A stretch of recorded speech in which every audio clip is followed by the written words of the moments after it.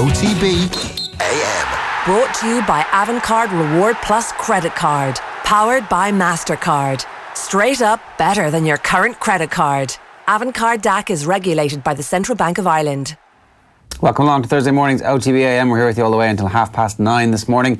As ever, if you want to get involved, you can leave us a comment on whatever stream you're watching this on, whether or not it's YouTube or Facebook, or indeed you can just tweet us directly at Off The Ball AM is the Twitter handle. We're going to be hearing from Kieran Donaghy a little bit later on. We'll preview the Dublin-Tyrone game with Enda McGinley around about 8 o'clock. We've got plenty on this morning's show in terms of GAA. We're also going to talk a little bit about football. We haven't really looked into Arsenal that much ahead of the start of the season, which is now really, I mean, I don't know if you count the Community Shield as the start of the season, but otherwise it's like 9 days away. Yeah, I'm actually excited for it to come back. Because Arsenal made a signing? Because they were lying to you? They were rope-a-doping their own fans with the amount of money they had to spend? Your hope is rising? Well, it's completely changed actually. The entire summer has turned on its head. All they need to do is just sit Shkodran and Mustafi down and say, listen, is there any chance you might say I'm flying fit in training and I really want to stay, and perhaps a big offer might come in for you, Shkodran, and if you could possibly persuade somebody to come in with a huge offer for you, you would make our summer perfect. So please just kind of put the cherry on the cake of this brilliant July, or end of July I should say, that it's been for Arsenal. But yeah, like I think it's been a monotonous at times summer, but it's been kind of an up and down summer. There has been a lot of sagas. There usually you only get one or two sagas, but it feels that we have got a lot. Well, Harry Maguire turned into a saga, but it's not really that exciting a saga. It's it's a pure volume of sagas that allows the summer to become exciting. Were any of them any good? In terms of being a saga? Yeah. I think the Lauren Koscielny thing was fairly exciting. Was Paul Pogba exciting? No. The drama of himself and Jesse Lingard chatting to one another in Asia, that was extremely exciting from my perspective, especially because Manchester United's official account put that one out. And we now have the Paulo Dybala saga, which I think really does constitute a saga, because this one is going to wage on for at least another 5 or 6 days. Wage is the important one there. He's asking for the same amount of money that they're paying Alexis Sanchez, which is exactly what everybody else is going to do from now and in time immemorial. If you're signing for Man United, you want the Alexis Sanchez contract. Let's head over to Galway, because John Duggan is... No, we'll get John Duggan in a minute. All right, he's not there. Yeah, I mean, if I was an agent of any footballer, if I was a footballer indeed, I would be saying I want the Alexis Sanchez contract, because you've given him it, you can give it to me too. Unless they actually realise that this is the one contract that has scuppered Manchester United for the last couple of years, and that they, at the top brass of Manchester United, have surely learned from. Surely you can't just go up and say, listen, we want this because that worked out so well. Other footballers who want to go to Manchester United and get ridiculous contracts are actually going to get turned down because of Alexis Sanchez's failings. Greedy agents need Alexis Sanchez to come back on form and bang in a few goals this season and be an outstanding footballer. And that way they'll turn back to them and say, well, you know, 500k a week eventually gets you somewhere. It justifies the money. Well, exactly. And like, who knows? Say if in this alternate reality, what if Alexis Sanchez was a hit? How different would the football landscape look? Would Gareth Bale now be a Manchester United player had the Alexis Sanchez gamble worked? I think he might be, because Gareth Bale's representatives could go to Manchester United and say, well, exactly. This guy's just playing golf. Zinedine Zidane wants him gone tomorrow. Yeah, you can have him. You tell your colleagues there, you might actually get him at a cut price. And they just make sure you give him 800 grand a week. I presume you would get him at a very low price now, and there's no way you don't even have to pay him the 800 grand a week anymore, because the Chinese money's off the table. No, but I would like to see that alternate reality. I think that this has far greater implications for Manchester United than just the financial outlay on a bit of a dud. It is the legacy of that, and the legacy it does to, as you mentioned there, players who wanted to come to the club and make massive money, or players who, I guess, look at what Manchester United have done and kind of see that one transfer as a huge folly, really. There's a week left in the transfer window in England? Yeah. Okay, it's not a lot of time to get a lot of deals done that still haven't been done. No, and it does seem from a couple of clubs that they have their plan in place and they know exactly where they want to go. I think from Arsenal's perspective, the Nicolas Pepe piece of business is brilliant. Like, you're one for theorising the idea that Manchester City have tried to trick everybody by going for Harry Maguire, upping the price. I do wonder how real the Wilfried Zaha interest was from Arsenal after the initial £40 million bid was rejected. I do wonder if they were ever considering going higher, and that perhaps they were using that as a kind of a sign to Nicolas Pepe's representatives that, hey, we can actually up the offer here for Wilfred Zaha. We could go to 60 or 80, but we're going to give your club 80 if you want to actually make this happen for us, and ignore Napoli. So I don't know. It's not a lot of time. But Arsenal playing chess while everybody else is playing checkers is Owen's takeaway from the transfer window. Let's move on because we've got John Duggan with us in the Galmont Hotel in Galway. John, good morning to you. How you doing? Ger and Eoin, happy Thursday. How was your Wednesday? It was grand. I enjoyed the Galway Races. My tips were only mediocre. I had the Joe Schmidt horse was placed, I think 7-1, 6-1. But my Galway play tip was out with the washing after a fence. Knew he was beaten after a fence. Right. And it was Jockey was injured. So I don't know whether that had anything to do with it. But another stable horse from Gordon Elliott's yard, Boris, was a really good winner for Luke Dempsey. 23 years of age. I remember he rode Kiltalvick to win at Cheltenham 4 years ago. He was only 18 at the time. Kind of a lot of things maybe have passed him by since then, but he's been riding out for Gordon, and he had a great day in the sun yesterday in a race that was worth 177 grand to the winner. Black Caution came over from England, Paul Nicholls, Bryony Frost. They're a great combination. Looked like it was going to win it off top weight, but Boris had a lot of stamina up that hill to come home. Funny that the horse drifted down 9-1, given he was 6 or 7-1 favourite most of the week. Yes. How does that happen? The ground dried out, I saw somebody say, and so therefore people got a bit soft on him at the last moments?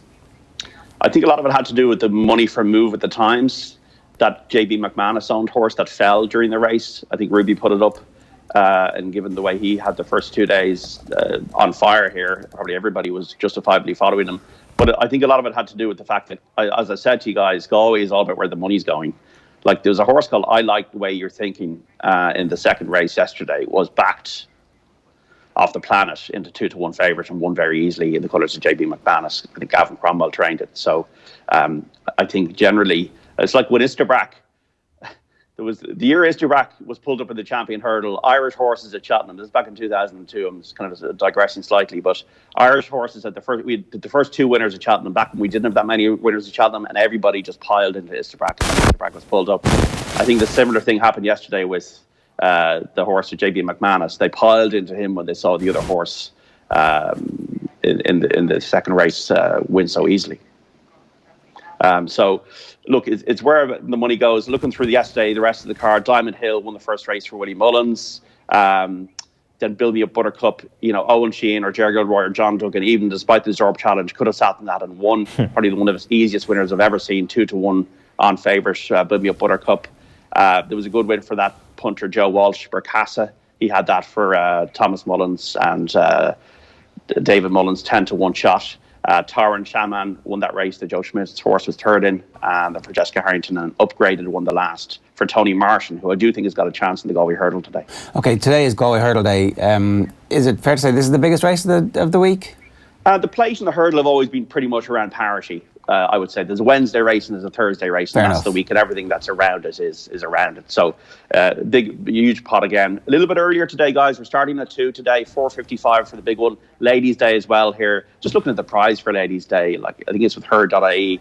It's a trip to the Seychelles and $3,000 spending money. So if you get the whole outfit right and the hat right, like you're on a beano there. Yeah, that's not bad. That right. Seychelles sounds good. Just got to get it right.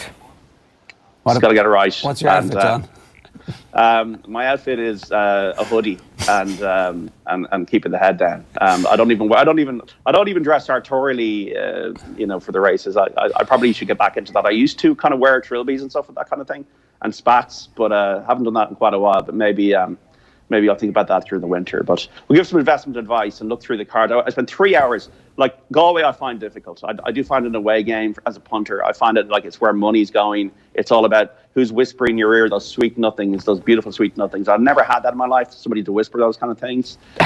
So I spent 3 hours doing form yesterday, like really slogging away doing form, looking for nuances. Then I saw, yesterday didn't really go that well. I spent €30 virtually. I have €23 and 60 at the moment. So I've lost €6 and whatever, 40 cent or something like that. So I know it's cheaper than cigarettes. I don't smoke cigarettes. I know it's cheaper, but Galway is difficult. But if you do ride one of those gambles, you're weak assorted here, Great White Shark or other horses like that. Yeah, well, Salt and Stall. Don't mention the war with Great White Shark. Salt and Stall, at least we got on. What are you looking at today? Obviously, we'll go through the card line by line a little bit later on to reflect the 3 hours work. But in terms of top line stuff, what are you looking at today, John? Well, I'm looking at the Galway hurdle. Like Willie Mullins has got a lot of really good horses in this. There's one called Shanning, which has been backed with Paul Townend riding that. Looks like Stratham is in there as well for Willie Mullins. I quite like that horse.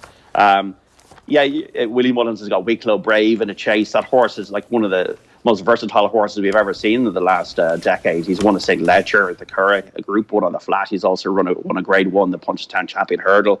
I think Dr. Duffy later on is one of the more solid propositions. And there's a couple of JB McManus owned horses. One has never run in a bumper in the last race all those years, and one has never run in the beginner's chase early doors in the first race. So there is a bit of educated guessing going on. But the hurdle is the big race. The hurdle is the one we're looking to see. 20 runners, 2 miles. Won't be any prisoners taken, and I think it's always a good spectacle. These are good races. The Plate was a good race yesterday, Boris and Black Horton, and there was stories either way with Luke Dempsey bouncing back. Okay, John, good stuff. We'll talk to you a little bit later in more detail. Enjoy. Take care. It's John Duggan live from the Galmont Hotel in Galway, and he'll be obviously at the race course a little bit later on. We'll bring you his interview with Shane Dempsey a little bit later on as well. Now, if you want to get into what's coming up on the show, we'll tell you now.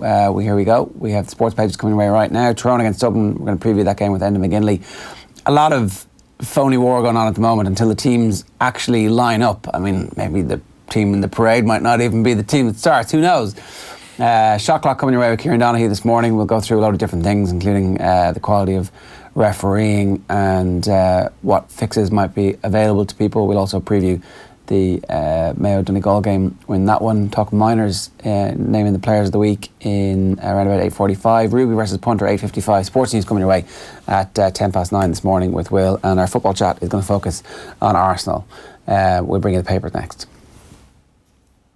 Join Off the Ball in Abu Dhabi this November 17th to 23rd for the inaugural Off the Ball Open. With flights from Dublin, 5 nights in a 4-star hotel, golf on 2 championship courses, gala awards dinner, Peter Lorry golf clinic, and a live Off the Ball roadshow. You can also hang out with some special guests, including Kevin Kilban and Kieran Donaghy. The inaugural Off the Ball Open. Book now at CassidyTravel.ie and check out offtheball.com. Okay, so starting with the papers this morning, and the back page headline on the Irish Independent is FAI Director, we didn't know of €2 million Delaney loyalty deal. So FAI Director John Early has confirmed that John Delaney's bumper €2 million package was concealed from board members as the association began to implode in March amid revelations around finance. Details of an additional loyalty bonus above the chief executive's $360,000 salary emerged. The golden handcuffs clause from Delaney's 2014 contract entitled him to $2 million for staying until 2021 and doubled his earnings. And the transactions didn't appear in the annual accounts and was kept from the vast majority of the board, according to FAI Director John Early. That's the story there. And then obviously they have that Croke Park set for major cash bonanza with attendances to hit 1.5 million mark. So despite early season fears over football attendances, the All-Ireland Championship are set to beat last year's total. The back page of the Sun this morning is we've got Eurovision, Perth not done yet. He said that Dundalk, obviously their European dream is not completely dead, but the Champions League is done and dusted for this season, beaten 3-0 by Karabakh and Azerbaijan last night. Dybala wage shock for Manchester United meanwhile. The Juventus forward obviously being offered in a swap deal for Romelu Lukaku, but expects £350,000 a week. We've also got John Myler quitting his Rebels post, and Zidane was right, Bale is feeling below par. So Gareth Bale could spend the season at Real Madrid without kicking a ball. But last night Zinedine Zidane insisted the out-of-favour star was not being disrespectful by playing golf. Basically, he just doesn't care what he does. He's allowed to play golf, isn't he? I mean, Gordon Trackett always said he never played golf because he was an athlete. And then lots of other good footballers play lots of golf. So I don't know if it's that damaging to his... Well, no, it's just that Real Madrid were playing while Gareth Bale was on the golf course. He was ill and he wasn't allowed to go. Well, have you played golf while ill? I mean, rather than being hungover. You're ill, too ill to take the plane, a little bit below par, but you've got to go about your day-to-day life. I mean, Carpe diem. Life is for living. No? Exactly. Like, I mean, nobody's going to walk to the pharmacy for you. And if you happen upon a golf course on the way to get your medicine, have a few holes, you know. Absolutely. And get out there, get some fresh air. Swinging the ball well as well. Dybala wants Sarri talks before deciding on United offer. So string them along there, Paolo, as long as you possibly can, and make your mind up that you actually do want to go to Manchester United. Perth still upbeat despite Dundalk's heavy loss, so beaten 3-0 last night by Carabag. Rovers facing a torrid test in Cypriot Heath. This is Shamrock Rovers up against Apollon Limassol tonight. That one kicks off at 6 o'clock Irish time. And Pochettino being made to feel more coach than manager is kind of yesterday's take on the story at the bottom there, because Spurs have apparently come out and said, no, he's definitely I don't know where this is coming from. What the hell's wrong with Pochettino? Nothing could be. Eamon Donaghy saying that Mayo need to improve their kick-out strategy, and indeed it seems they will have to if they're going to continue on in the Championship.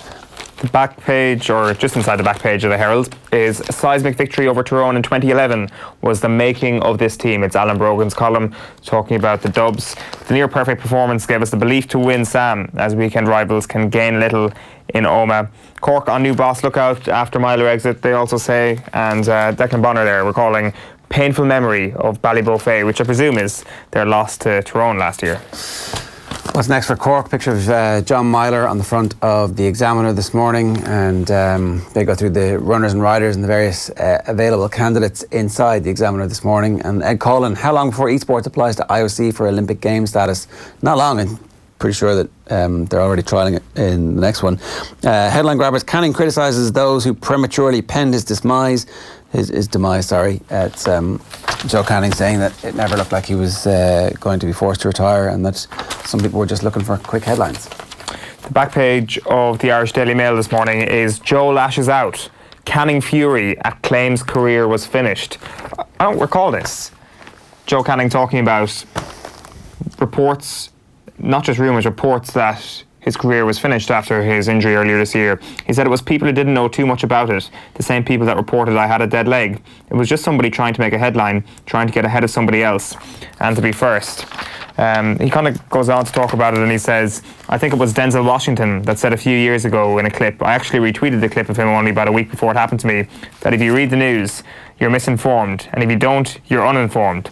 It's all about this world of being first, of tweeting about it and writing about it and being the first person to have it. It doesn't seem to matter if it's true or not, but if you're first, everybody believes it. Yeah. So the dead leg report seems to, at the time, I have a vague recollection. It seems to be like an official communication, and then Galway 24 hours later were like, no, we never said that he had a dead leg. So I don't know where the reports about the career ending, or who ran with that potentially career ending. Obviously it has annoyed Joe, and it looks like he's going to be back fighting fit next season. So have you jumped on the bandwagon is the front page headline on the Racing Post this morning. JP's new recruit, Band of Outlaws, all the rage for the Galway Hurdle. We'll talk about that with Ruby Walsh a little bit later on. And brilliant Boris Dempsey lifts plate for Elliott, and then the Ashes is the back page story for that one. So the Mirror leads with Dundalk. The dream is over for Lily Whites. Dundalk and Perth return their sights on the Europa League after they come up short in Baku. And Tabata morning to you, Do Bala. Paolo tells United he must pay me 350k a week to make me sign. Who loves money? Paolo de Bala loves money. Well, I mean, fair play to him. And Spurs get bossy with Pochettino. They have no plans to change Maurizio Pochettino's job title, they say. There you go. Karsic. Karabag beating Dundalk last night. Dundalk outplayed by Azerbaijan side. Boris Becker. Is that it? Is that what it is? Boris Better. It just rolls off the tongue, doesn't it? Dybala demands 380 grand a week. That's the headline that does what it says on the tin. And then obviously there's loads more inside about the Galway races this week as well. The London Times leads with the Ashes. Pain taunts England fans. You've also got Dybala wanting 10 million quid a year. And Wales wait for Open goes on. No prospect of the Open Championship being taken to Wales for the first time, the RNA said yesterday. So next time Wales hammer us in rugby and we're really annoyed with Welsh fans, we can say, but how many times have you had the Open in your principality? They've never had it, and they're bitter, are they? Yeah, they are. I mean, rub that in their faces next time. Good. Yeah. Good. It's 1-1 after this year after they hammered us. Sometimes your trash talk really it's wildly variant in its quality on. Are you done? The Guardian. Yeah. England turn up Ashes heat. Route riled by Australia's handshake plan, and let battle commence is the front page of the Daily Telegraph sports section. Get ready to savour the greatest rivalry in world sport as England endeavour to wrest back the Ashes from Australia. The Gaelic Life and Irish News, we'll get to them for you now. So first up is going to be the Irish News. Conlon dancing to his own tune ahead of Falls Park Showdown, so it's a big homecoming for Michael Conlon. And Rochford holds all the cards, says ex-Mayo coach McEntee. That's obviously John McEntee, Tony McEntee rather, sorry, who was part of the backroom team when Rochford was in charge at Mayo, and he's weighing in and saying, yep, his inside information is going to be good information on the Mayo lads. Maybe Rochford being part of the Donegal setup is just the biggest decoy of all time. Maybe Stephen Rochford just loves putting down cones. And he just loves being around inter-county setups, and he's got absolutely no input into this Donegal team. It's funny they've all said something different, though, isn't it? The Gaelic Life here. Wild West Donegal must beat Mayo to reach the All-Ireland semi-finals. He's back. Geezer to be ratified on Monday. So that's good news for Armagh and for Geezer, and not for the anonymous guy who wrote his name, who wrote the letter to the Irish News, who couldn't put his name to it because he was a former player and didn't want him to stay. I mean, that was a real ballsy move there, wasn't it? I'm going to write a letter to the paper and say, oh, please don't use my name.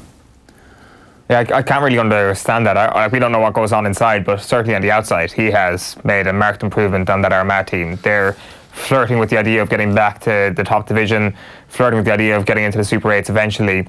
They will get there in the next 2 years, you'd suspect, as long as McGinley sticks with it and sticks with a very promising team. The question is, next year, does Jamie Clark come back from London to actually play with Armagh? That'll be a story that we'll probably get confirmation on later in the winter, but it's encouraging signs for Armagh. That is great news for them. And then it's going to bring you this. It's an athlete can't run with money in his pockets. It's Sean Kavanagh's piece, and he is making the point that it's not the cash that keeps the Dubs machine winning, it's Jim Gavin. It's interesting. You know, a lot of people would have a lot of time for Mickey Hart. A lot of people would say it's Mickey Hart that's keeping Tyrone at the top table, but Jim Gavin's winning. It's just an interesting comparison on the week that's in it from Sean Kavanagh. Go, yeah, they've got a great manager. That's what's happening here. The Dubs, it's not about their money, it's about their great manager. I didn't think of it that way when I read it. It is, the first few paragraphs, well, when I say few, I mean 10, 12 paragraphs. It's all about how he kind of had envy, or still has envy, of Dublin players and driving his Peugeot 306 and then they're in their sponsored Jeeps. And their pre-made meals and stuff. Somehow, I think part of Sean Kavanagh does think that money helps a little bit. Of course it's not the main factor in his opinion, that Jim Gavin is the main factor, and that kind of level that he's brought everybody to and the level that they bring to every single game. He's also forwarding the idea that there's no point of Tyrone actually going all out for this game on Sunday. He's saying that if Tyrone happened to get beaten by a Dublin B team, what would that do for the confidence? That's a seriously defeatist attitude, isn't it? Well, maybe it's a realistic attitude. And maybe you have to be defeatist in every single game you go up against Dublin, but I don't know, if you're going into any game getting afraid of getting beaten by a B team, you've lost already, really. Well, look, you're not going to get... Are you going to get beaten by the B team? Let's. There's a chance. We were kind of working out what the B team might look like, and it's pretty good. It's outstanding. So let's say it's not a B team totally, but some players get game time, some players don't. And our forward line, where we had to put Niall Scully back into midfield, we're resting. We're resting the first choice midfield partnership of Fenton and Michael Darragh Macaulay. Yeah. We're resting James McCarthy. Yeah. We're going to rest Kieran Kilkenny. We're going to rest all the forwards apart from Conor Callahan. Yes. We're going to rest Dean Rock. Scully plays midfield. Your half forward line is McMenamin, Diarmuid Connolly. Brian Howard. Does Brian Howard start? No. Honestly, like I want Brian Howard there. Paddy Small. He's so important. Let's go with Paddy Small. Full forward line of Bernard Brogan, Owen O'Gara, Conor Callahan, and Cormac Oslo. So where's Con playing? Con's playing right half forward. Oh, sorry. Con's playing centre forward. Connolly's kind of doing whatever he wants. Yeah, so that forward line is better than a lot of forward lines in the country. That will cause problems up in Omagh for sure. Then you get into you stick with Cluxton in goals. Yeah. And then the backs, you're giving Cooper more game time, you're giving Philly McMahon more game time. You're probably sticking with that full back line. You're starting Fitzsimons as well. And then the half backs have got tons of options. You're resting Jack McCaffrey. I might rest Fitzsimons. Davy Byrne can play. Yeah, I could throw him in there. I think you start Philly. I think he's quietly having quite a good season. Yeah. And are you starting John Small as well then? And then you're going with the other two as well. Like, it's a brilliant team, and it's probably an A- team rather than a B team, and it still will be favoured against Tyrone. We've spoken with Lindsay Peake, Cora Staunton, Sarah Rowe and Ailish Considine about the inequality that women's footballers face in 2019. That piece has just gone live on offtheball.com as well from Arthur O'D. We can't be letting you in here, redressing the imbalance in ladies Gaelic football. It's a great piece worth reading, and you should definitely get on to offtheball.com and have a look at that now. We'll tweet it out as well for you if you're listening to us or watching us on Twitter this morning. So he says Tyrone's B team is the best option. I get the point. You put your B team out. The Dubs put their B team out. Both teams, it's a close game. Who cares? Dublin put their A team out. You put your A team out. You lose. Disaster. Dublin put their A team out. You put your B team out. Dublin win. Who cares? Yeah, like I don't know. I just think that there's no. After thinking about this, my opinion has gone on a journey this week. After thinking about this, I think Tyrone just have to try and win on Sunday. They just have to try and win. I just don't see... Like, look at the league games, for example. Look at the last time any team came close to kind of putting back-to-back wins against Dublin. Like, you've got Mayo in recent years in 2 big championship games getting close to Dublin. Did they mix things up? Did they have like something up their sleeves that they brought out the second time? No, they didn't. They played in a very similar way. You go back to the 2017 league, when they drew with Kerry and Tralee, and then Kerry actually beat them a couple of weeks later in the league final. Granted, it's just the league, but Jim Gavin surely is such an astute man, and they've got enough people in their backroom team to actually identify what somebody's done and try and counteract that. It doesn't matter what you've done. Like, everybody can see the tricks up your sleeve. Chances are Tyrone have already exposed what they are going to do in an All-Ireland final against Dublin at some point this year. That information is already out there. I just don't see the logic in trying to tank this weekend against Dublin. Well, you go out there and you try and beat the Dubs. Are you going to beat them twice in one season? You might do. You might do. Are you really? You might do, yes. If you beat them once, you've got a better chance of beating them twice. For sure. Do you? I've completely changed my opinion on that. I used to think, no, keep your cards close to your chest. But that feeds into the defeatist attitude as well. That is just putting them up on such an unbelievable pedestal that you don't deserve to be competing with them. That if you beat them, it is purely down to luck. You do need a bit of luck now, granted, to beat Dublin. But I think you back yourself, and I think Tyrone should be backing themselves. Get a big support, a big final home send-off from Omagh this week. Top that group, go into the Super 8s, and it could be a tired Mayo again that they get the following week in Croke Park. Now Mayo like Croke Park, but like even with the returning players from injuries that Mayo have, their legs could be like tired again coming the following week, and granted Tyrone to go through the back door themselves. I don't know, the more I think about it, the more I think there is no option. Start your best team, Tyrone, go out and play this as if it's an All-Ireland final, and then go and beat Dublin twice if you have to win the All-Ireland. Yeah, okay. All right, it is 7:58 this morning. You're watching OTB AM or listening to us. We're the Sports Breakfast Show from Off the Ball. OTB AM is sponsored by Avantcard, powered by MasterCard. Ruby Walsh and Kieran Donaghy are coming up after 8 o'clock. We're also going to speak with Enda McGinley to preview Dublin Tyrone, and I want to tell you this story from last night's show. This is brilliant. Jerry Armstrong was Joe's guest on the show, and he talks about before taking up the challenge of professional soccer in England, how good he was at Gaelic football. You know, when I'm moving, and the Gaelic helped me so much. The Gaelic and Hurling helped me so much because you're playing on a big pitch and it's a physical game. It was more physical then. I'm not as much a fan of the Gaelic now because too many hand passes for me. Yeah. You know, it was much better, I think, in my day. Hurling's still great. I love watching the Hurling. The Hurling's amazing. And it's the fastest amateur team sport in the world, and it's just great to watch. The eyeball coordination, and it's just a wonderful spectacle. That's why I was caught up in Dublin for when the 2 semi-finals were on, you know. I couldn't believe it's amazing as well. I couldn't believe it when they were 5 points up. Yeah. So, like, hand on heart, if you had to be as objective as possible, what were you best at of those 3 sports? Without a shadow of a doubt, I was the best sort of young Gaelic footballer in Northern Ireland Ulster. And the fact that I would have probably got an All-Star, but I played soccer. and that wasn't looked upon too kindly then. So because of the rules, and if I hadn't been playing for Bangor, I would certainly probably have been an all-star. OTB AM. This is OTB Sports Radio. Let's face it, the Irish summer has serious commitment issues. It's always late, disappears for weeks at a time, and consistently breaks its promises. But not us.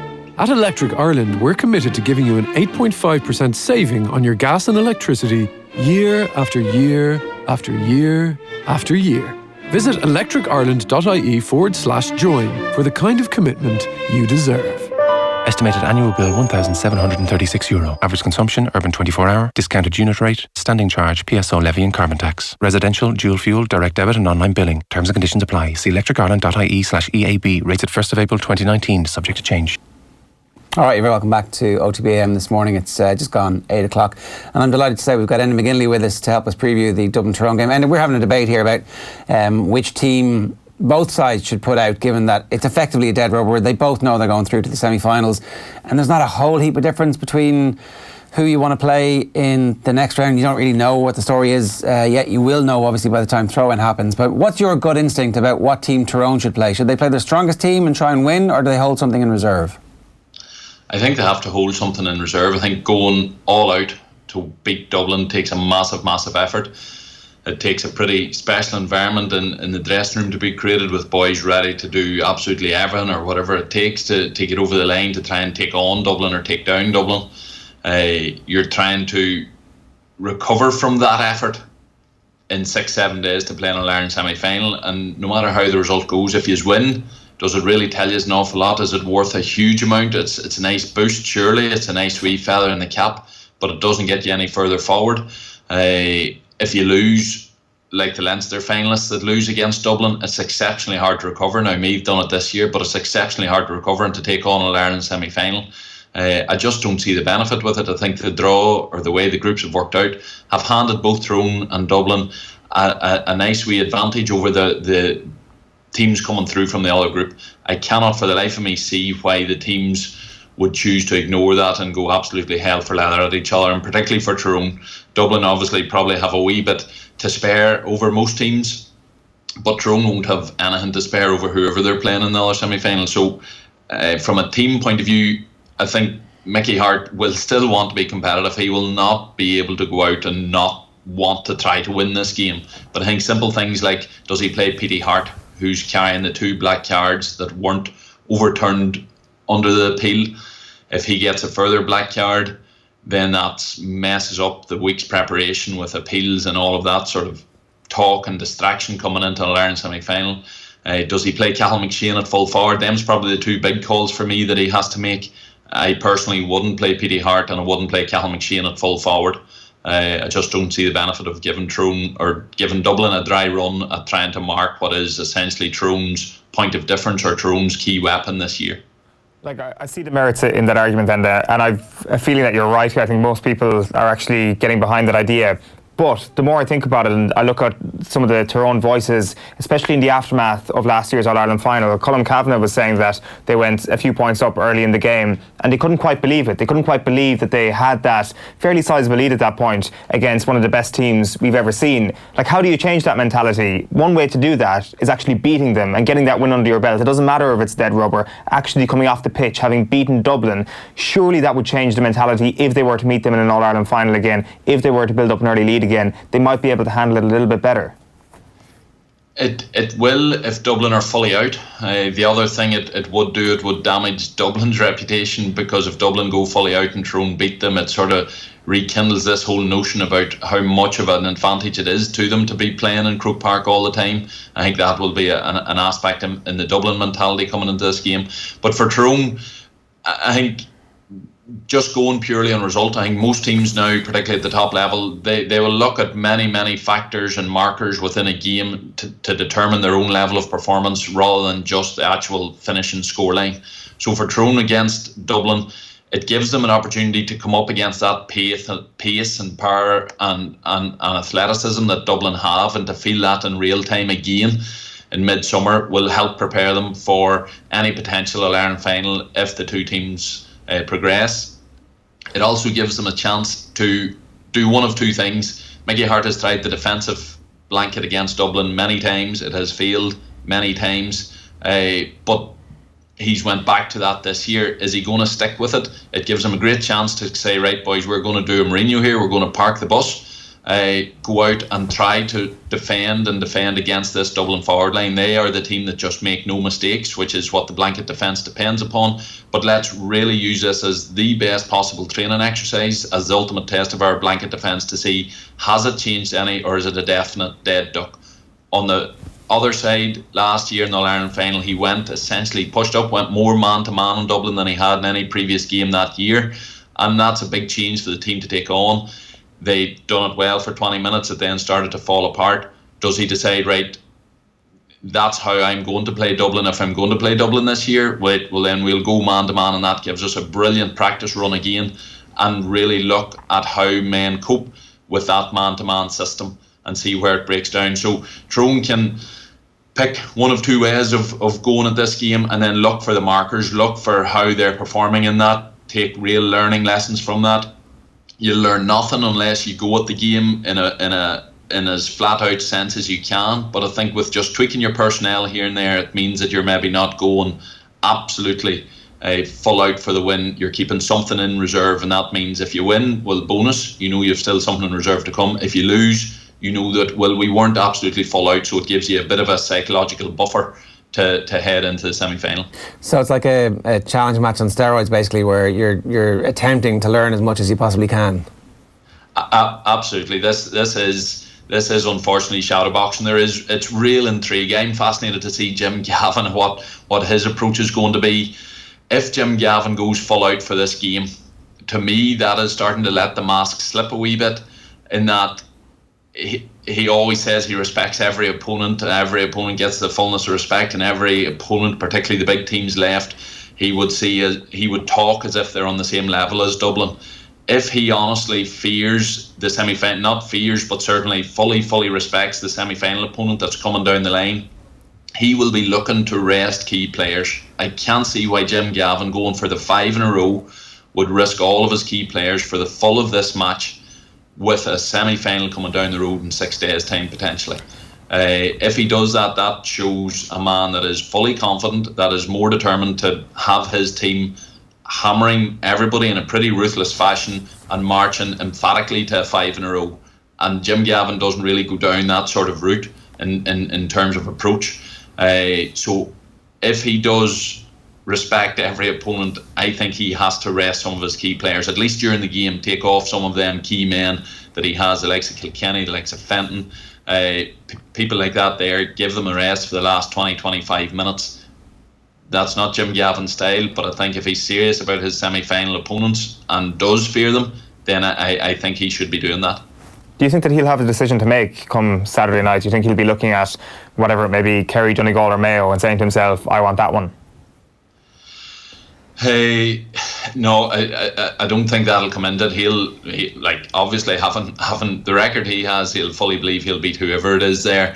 And in terms of this team is on a historic mission. It is cementing its reputation, is doing all of them things. An away loss, their first championship loss during that run, and in an away game in Omagh,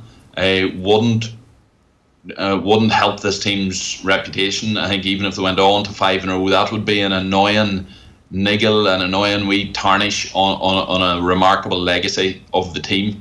I think Jim Gavin is in a position to believe that his team can win this straight the way they have done every other year, not losing to anybody. I don't think they'll have any intention at all of losing the game in Omagh, no matter who that potentially lines up in the semi-final. I don't believe that'll come into it, but he's still that decision to make. How much is he going to rest his players? How emphatically does he want to prove that the away game thing doesn't matter to Dublin, that they are capable of beating anybody anywhere, as they've shown over the previous years? Does he go flat out with the whole team for the whole game and hammer Tyrone potentially, if he really wanted to, particularly if Tyrone aren't going full out? So them's the wee choices Gavin has, and then of course there's the Dermot Connolly everlasting circus to keep everybody interested too. So the match itself, I think it'll be a surreal challenge match affair, as you say, Ger. But the intrigue in terms of the manager's decisions is probably what's keeping us all keeping us all talking about the game. If you're at Dublin, you must be a little bit concerned about the fact that you haven't had a proper test this year against a proper Tier 1 team, and this was supposed to be it, where you got to exactly test yourself against another side who are going all out, and that's now not the case. So no matter what happens this weekend, really, I think Dublin are going to be a little bit anxious before a semi-final against Mayo or Donegal or Kerry. I think Mayo particularly would certainly have a little bit of room to just get inside the Dublin psyche for that week and go, you haven't played anybody this year, lads. This is going to be your first game of the whole season. Yeah, I think I would put Kerry in that bracket too. You really don't know just where is the level of this Kerry team. You know by looking at that forward line that they have huge potential. And if they are defensively solid, I think they're a massive threat to Dublin. So yes, any team will be aware that they haven't been fully tested. But a team that we're not talking about any team. We're not talking about any team that we have any comparison with down over the years in terms of the number of games that they've played, the dominance of them games, the dominance of the wins over National League and Championship over the past 4 to 6 years. The experience of the squad, the age profile of the squad. By the time Kerry, the last team, were getting to this stage, their squad was getting older. They had a lot of miles on the clock. Dublin aren't in that category, so we do not have a comparison for this Dublin team. In terms of whether they fear opponents, I would imagine that Dublin team is bound to be relishing a tight game at this stage. They're bound to be bored of not having a proper challenge coming down the last 10-15 minutes. Now, maybe you get into the mindset that that's what you're used to, and to snap out of that would be difficult, and to snap out of that with the sudden pressure, like say in the semi-final, if they suddenly find themselves going down, maybe a point down going into the last 5 minutes, and suddenly the pressure of the 5 in a row would come hurtling down the tracks at them. So yes, coming into that scenario, they would prefer a bit of a test, but bottom line, they don't, no matter what way this game goes, it'll be a bit of a test, but it's going to be a 90% test. Both teams, I don't care what, both teams are going to be at 90%. They can't be full out. Mentally, they can't be full out for this game, knowing that it doesn't really matter and knowing that a massive game is 1 week away. So even if this game is tight and competitive, it doesn't say to Dublin you've had a tight and competitive game, you're now ready for the semi-final, because it is shadowboxing this weekend, no matter how the managers try to dress it up. We've spoken about the potential tactical quirk that Mickey Harte may have up his sleeve this weekend. Is there anything that Dublin will want to be keeping under wraps? I don't think Dublin have changed massively over the years. I think they are exactly as you see them. They're from their kick-out strategy to their ability to keep ball. They seem to be hitting a bit more long ball the last day. Whether that remains a factor remains to be seen in terms of their type of play this weekend.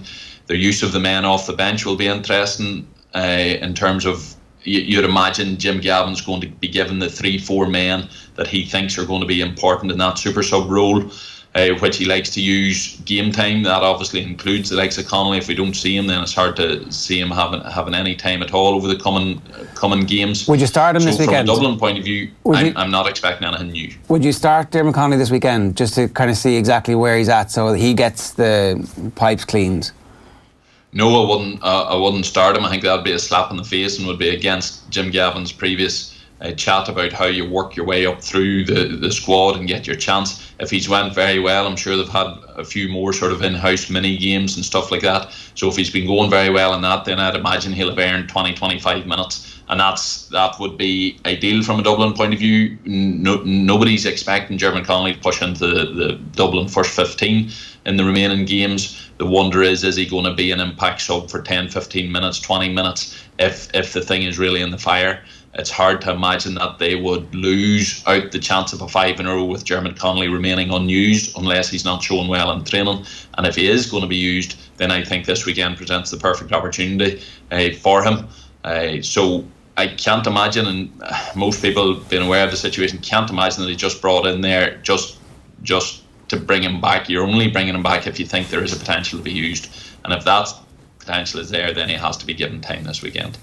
The Roscommon game last year is a bit of a template in terms of what Jim Gavin might do. He made 10 or 12 changes, and a bunch of players made their only start of the year for the Dubs, and Bernard Brogan got time off the bench. Obviously he was coming back from a cruise ship, so it was a different scenario. So we do expect the Dubs to make a significant number of changes this weekend. Having said all that, who do you think is actually going to win this game?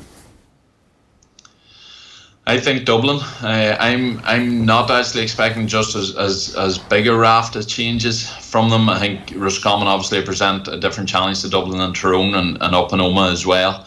I think the risk of losing this game is much higher for Dublin if they don't approach it right, because Mickey Hart, whilst I think and I would hope he will change up some things and not go absolutely full out with his best game plan against Dublin this weekend, he still is ultra competitive. He'll still be putting out a strong team, and he'll still want that chance to beat Dublin on home soil. And I think the impact that has just on the overall picture, the way this Dublin team is viewed, unless Gavin does name a very weakened side, then obviously the result would have less merit. But I think it would still suggest that Dublin just have this away from home thing. Like, I watched them last year in Omagh. I remember the game well, and Dublin just looked completely different out of Croke Park. They didn't look as smooth or as high level. Their shooting was off compared to how it is in Croke Park. Obviously different surroundings. They know the Croke Park pitch so well, and when you bring them out of that, it is different. So I would love to see them sort of prove their point this weekend in Omagh and go out with a strong team. And I think Jim Gavin will. I don't think he'll want to suffer a championship defeat. One last thing, in terms of what Tyrone actually want for a semi-final, if you were to rank the three opponents, is it are Donegal the last opponent they want to see? Are Kerry the first opponent they want to see? Just because they kind of have that whole team of the naughties thing to fall back on. What's the order?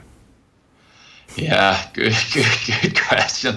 I think them three teams are so close. I think for me, Kerry would be ahead of them at the minute. I think Tyrone and Donegal know each other so well that that'll be just a battle in the trenches. It's not a particularly appealing match for either team. Mayo are the unknown quantity. Just Mayo's dangerous, and obviously Donegal have that to face this weekend. So depending on what Mayo you would face, if you would face the standard Mayo that hasn't been overly convincing this year, then you'd pick Mayo all day long as your opponent.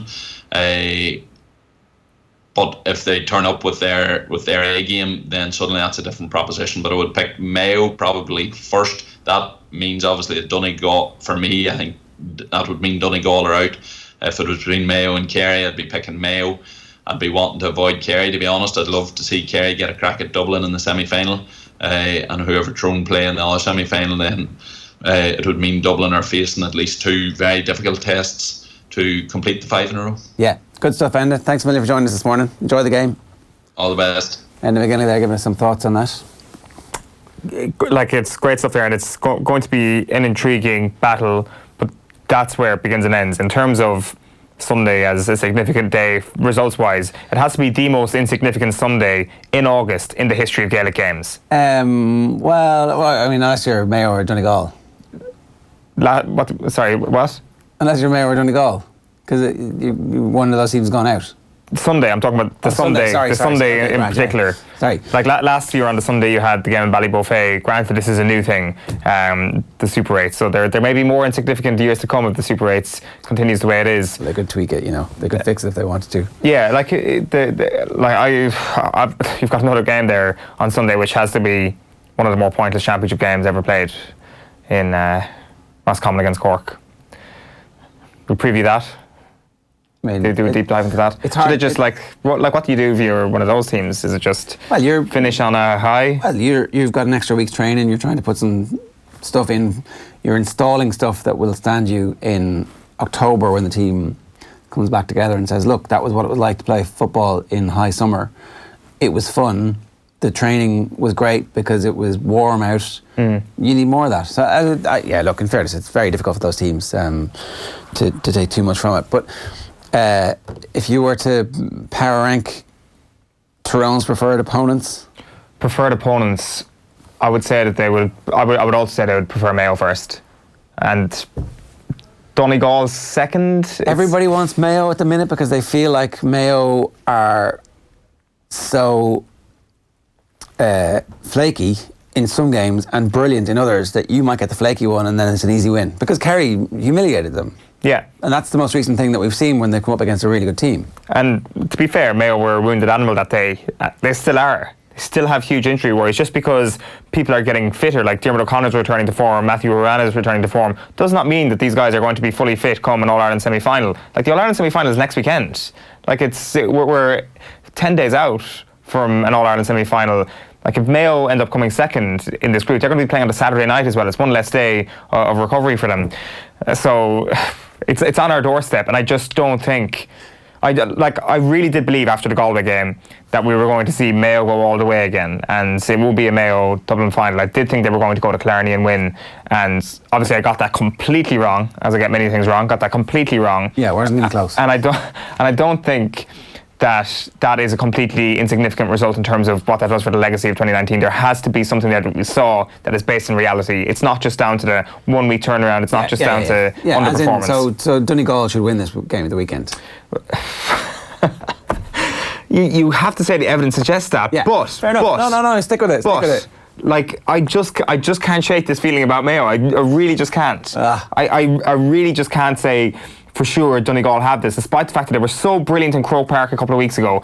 Donegal are a wounded animal as well, let's not forget. They also have their injury worries. Yes. And there's talk about McBrearty having a hamstring injury, and if that's true, then they're toast. And their recent relationship with Mayo is not good from a Donegal perspective. All right, we've got some brilliant prizes up for grabs this morning on OTB AM. There's a Wilson racket every morning this week we're giving away, as well as the overall prize of a trip for two to Madrid with tickets to the Davis Cup semi-finals, and it's all with thanks to Tennis Ireland. To be with a chance of winning this morning, just tell us the 3 women's singles Grand Slam winners so far in 2019. And remember, the AIG Irish Open Tennis Championship is running all this week out at Carrickmines Croquet and Lawn Tennis Club with a host of international players on show. Entry is free, so check out tennisireland.ie for more information. So tennisireland.ie for more information, and if you want to watch some top quality tennis on your doorstep, then Carrickmines Croquet and Lawn Tennis Club is the place to be. Now, Shot Clock's coming next, but here's a bit more Jerry Armstrong, appropriately enough, talking about encountering Paudie O'Shea, roasting him in an All-Ireland Under-21 semi-final and then becoming firm friends later in life. Have a listen. No, I know Paudie very well, and I knew Paudie very well. I went to see him a couple of times down in Kerry, and had a couple of great nights with him down in his bar.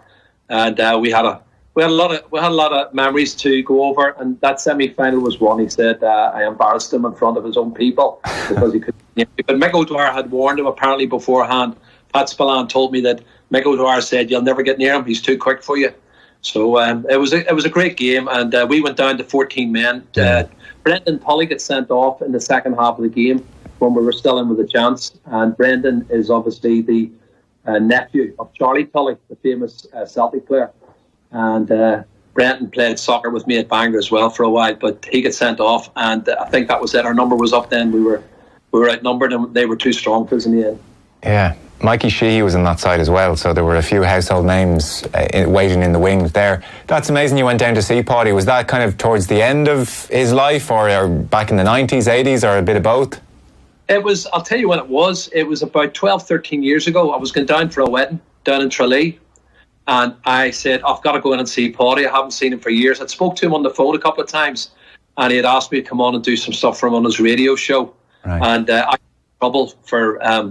I was fighting in a game, in a soccer game at the end of my career, and he sent me a sort of support message, keep punching Armstrong, he said, So I was speaking to him on the phone quite a bit, and then I got a chance to go down and see him, and I spent 2 nights in a row. I did the Friday night and the Saturday night down in Paudie's, and it was great crack. We had a fantastic time. Both of us were up on the stage singing and in his place, and we had a wonderful time. All right, it's time for this week's Shot Clock. We're back in harness, back in situ, back in studio, and Kieran is back in Kerry to try and take us on. We're going to preview the big game of the weekend with Kieran in just a couple of minutes' time. The rules are fairly simple. We set that clock going. We've got 2 minutes to talk about these various topics, and at the end of it, you guys get to make your own mind up about who's winning. Kieran, how you doing? I'm good, man. I missed you. I am, me too. It's good, isn't it? Yeah, okay. That's good. Once it's mutual, I don't mind. Let's start with longevity. The career of Gaelic games managers we've already seen. I think it's 9 Gaelic football teams. John Myler goes yesterday. Longevity is something that most counties don't really want. They want to be able to change things around. A new county board comes in, a new chairman comes in. Somebody wants to be the big dog, but we've seen success that Brian Cody has had. I mean, it's now Alex Ferguson levels. It's one of the great careers in world sport. Mickey Hart also has a team back in an All-Ireland semi-final. So what's your take on this? Should every county be striving for longevity, and what are the benefits of it? Yeah, look, the benefits are what you see with exactly what Kilkenny are doing and Tyrone are doing. That's the benefits. It's always knowing that you have a man at the helm that knows what he's doing and that's strong in his thought process and creates good ethos within his team. And what you see with the other thing is a lot of chopping and change and different, as you said, different chairmen coming in kind of wanting to put their own stamp on things. But, you know, it was interesting. We were talking to Pat Shea last night below off the ball road show with Super Value below in Killarney. And, you know, he was saying after his 2 years, like he was ready to get out of the bubble, that the media and the all that comes with being a manager of a county like Kerry was a lot to take on in his private life. And the 2 years he felt like he'd done his bit, he'd brought the team on a bit, and he was able to hand over the keys. So, but there is a lot of county boards there that are getting rid of managers and I'd say applying pressure. And you're right, we kind of stuck up hoping John Myler would stay on, and obviously he stepped down. But I just think if once the players have buy-in towards the managers and that the managers are at a level of competency and they know what they're doing, and you saw them players for Brian Cody, he's there 21 years, he hasn't won an All-Ireland in 4 or 5 years, and they've never, I'd say there's bits and pieces of doubt within his own county from rival clubs, etc., but the general Kilkenny public have nothing but love and admiration a la Alex Ferguson had at Man United. But yeah, just to stick with managers a bit longer, I think it's something we really need to look at. It's just becoming a kind of a hire and fire module at the moment, and I don't think it's doing any good for counties. So I think if counties can really concentrate and get somebody that wants to stay at the role and that they really trust and that's good at the role, and try and get him in there. Yeah, if you look at what Dublin are doing, they're able to year on year keep their backroom team largely intact. Occasionally there are some changes, but what it means is that they can layer on the work that was done previously and get better year after year after year, whereas all of their local competing counties, particularly in Leinster, change after 2 or 3 years, change, and there's never any signs of progression. It's certainly... and it's huge different in styles too, you know what I mean? Whereas Dublin have been, as you say, layering on the additions all the time, but a lot of guys are used to playing one way, and then a manager comes in and wants to change it all around, and players have to learn a new system. They have to learn to what he likes, and that's tough on players as well. You adapt and you do it, of course, but I think if there's a good guy there, I think County Board should be trying to hold him until that guy doesn't want to do it anymore. And I know I'm well aware that Mickey would have get a lot of stick at times in Tyrone, but look at the rebuilding process he had since he had that great team of the noughties and that he had all the success. He's been back in semi-finals and finals the last 2 years, knocking on the door against the very best teams. And I know he hasn't taken a big scalp, a huge scalp, as in winning that All-Ireland or beating one of the top 2 or 3 teams. But, I have a feeling that could be coming this year for Tyrone. Okay, we'll see what the story is there. We want to talk about referees and linesmen and umpire watching. I know you're reluctant to compare GAA to AFL all the time, but they've got things right in the AFL, and it's not a million miles away from the sport that we have, so maybe we should just look and go, that's a good idea. Yeah, it's an interesting one. My overall point is I just don't think that we're looking after or helping our officials enough. I think it's all falls in the guy in the middle. I think in Australia or in a lot of sports, it'd be the officiating team that be introduced a lot of the time. The officiating team tonight are 4 or 5 guys that they name out. And I think that's the way we need to go in the GAA, in my eyes. I think we need 4 guys. I think we need 1 behind each goal. Maybe an up-and-coming referee that's, around county boards, that's trying to get up the ladder onto the referee system, put him in behind the goals. Give him his duties. Your duty is to watch any pulling and dragging the inside line. Your duty is to be at the right angle when a shot goes up. Your duty is to be direct with your thoughts on if it's a point or not. And if you obviously have Hawkeye, you use that. and then a referee in both halves, and take away the linesmen. I think the referees can see or make an educated feel, or because a lot of what linesmen do is guesses when two guys come near a sideline ball and it goes out of play. They kind of, it happens so quick that they just often they go with whatever feeling they have at the time. Whereas I think a referee can do that if you have one in each half. Certainly in hurling, it's mad that one fella is supposed to go around the place, but there's no, all umpires, they're all the ref's friends, Ger, and I don't think you can challenge your friend in a scenario when he's after bringing you up to Croke Park for the day, and I don't even think, the differences are staggering between, how the Aussie rules look after their officials and how we do. The payment has to go up, and I don't think any of the players that have issues with semi-professional referees or professional referees, but we have to do something. We've been a small example of the Limerick and Kilkenny game the last day. It's players are putting too much into it, Ger. It's, them Limerick lads have trained probably 120 times this year. They've, really gone hard to come back and do the two in a row to, assert their own dominance themselves. And an umpire has missed, two umpires and a linesman and a referee have missed the deflected sideline ball. One, that the player was too close on. Two, that it was deflected, it should have been a 65. Three, if they get that 65, they probably score 65s 8 or 9 times out of 10. Probably takes it to extra time, and you'd imagine that maybe Limerick could have tried to turn it around and go on and win the game. Now they're out. And how much can we really give out or question that umpire? I had a chat with a referee yesterday. The linesmen and umpires are entitled to nothing for inter-county games. No expenses, no mileage. If the game is 3 hours away, they get to be put up in an overnight stay. They get a jacket twice a year, a shirt and tie every year. Sometimes they don't get money. Refs are getting more money for ref and club games than inter-county games. And the scrutiny now that comes on social media, on their private lives, on their families' lives, of a referee who makes a mistake in a big game, what they're getting isn't enough for that. So I think we need to really look at, having a system there where there's certain levels of officiating. If you're in the top level, you're one of the two referees. If you're in the next level below, I think the Aussie rules pay their umpires behind the goal $60,000 a year, and refs can earn up to $150,000 for the real top bracket guys.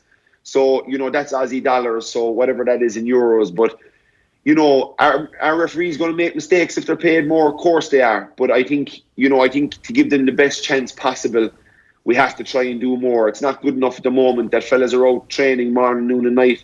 And I heard the new head guy, I think Donald Smith, of the referees, saying that referees are training as hard as players.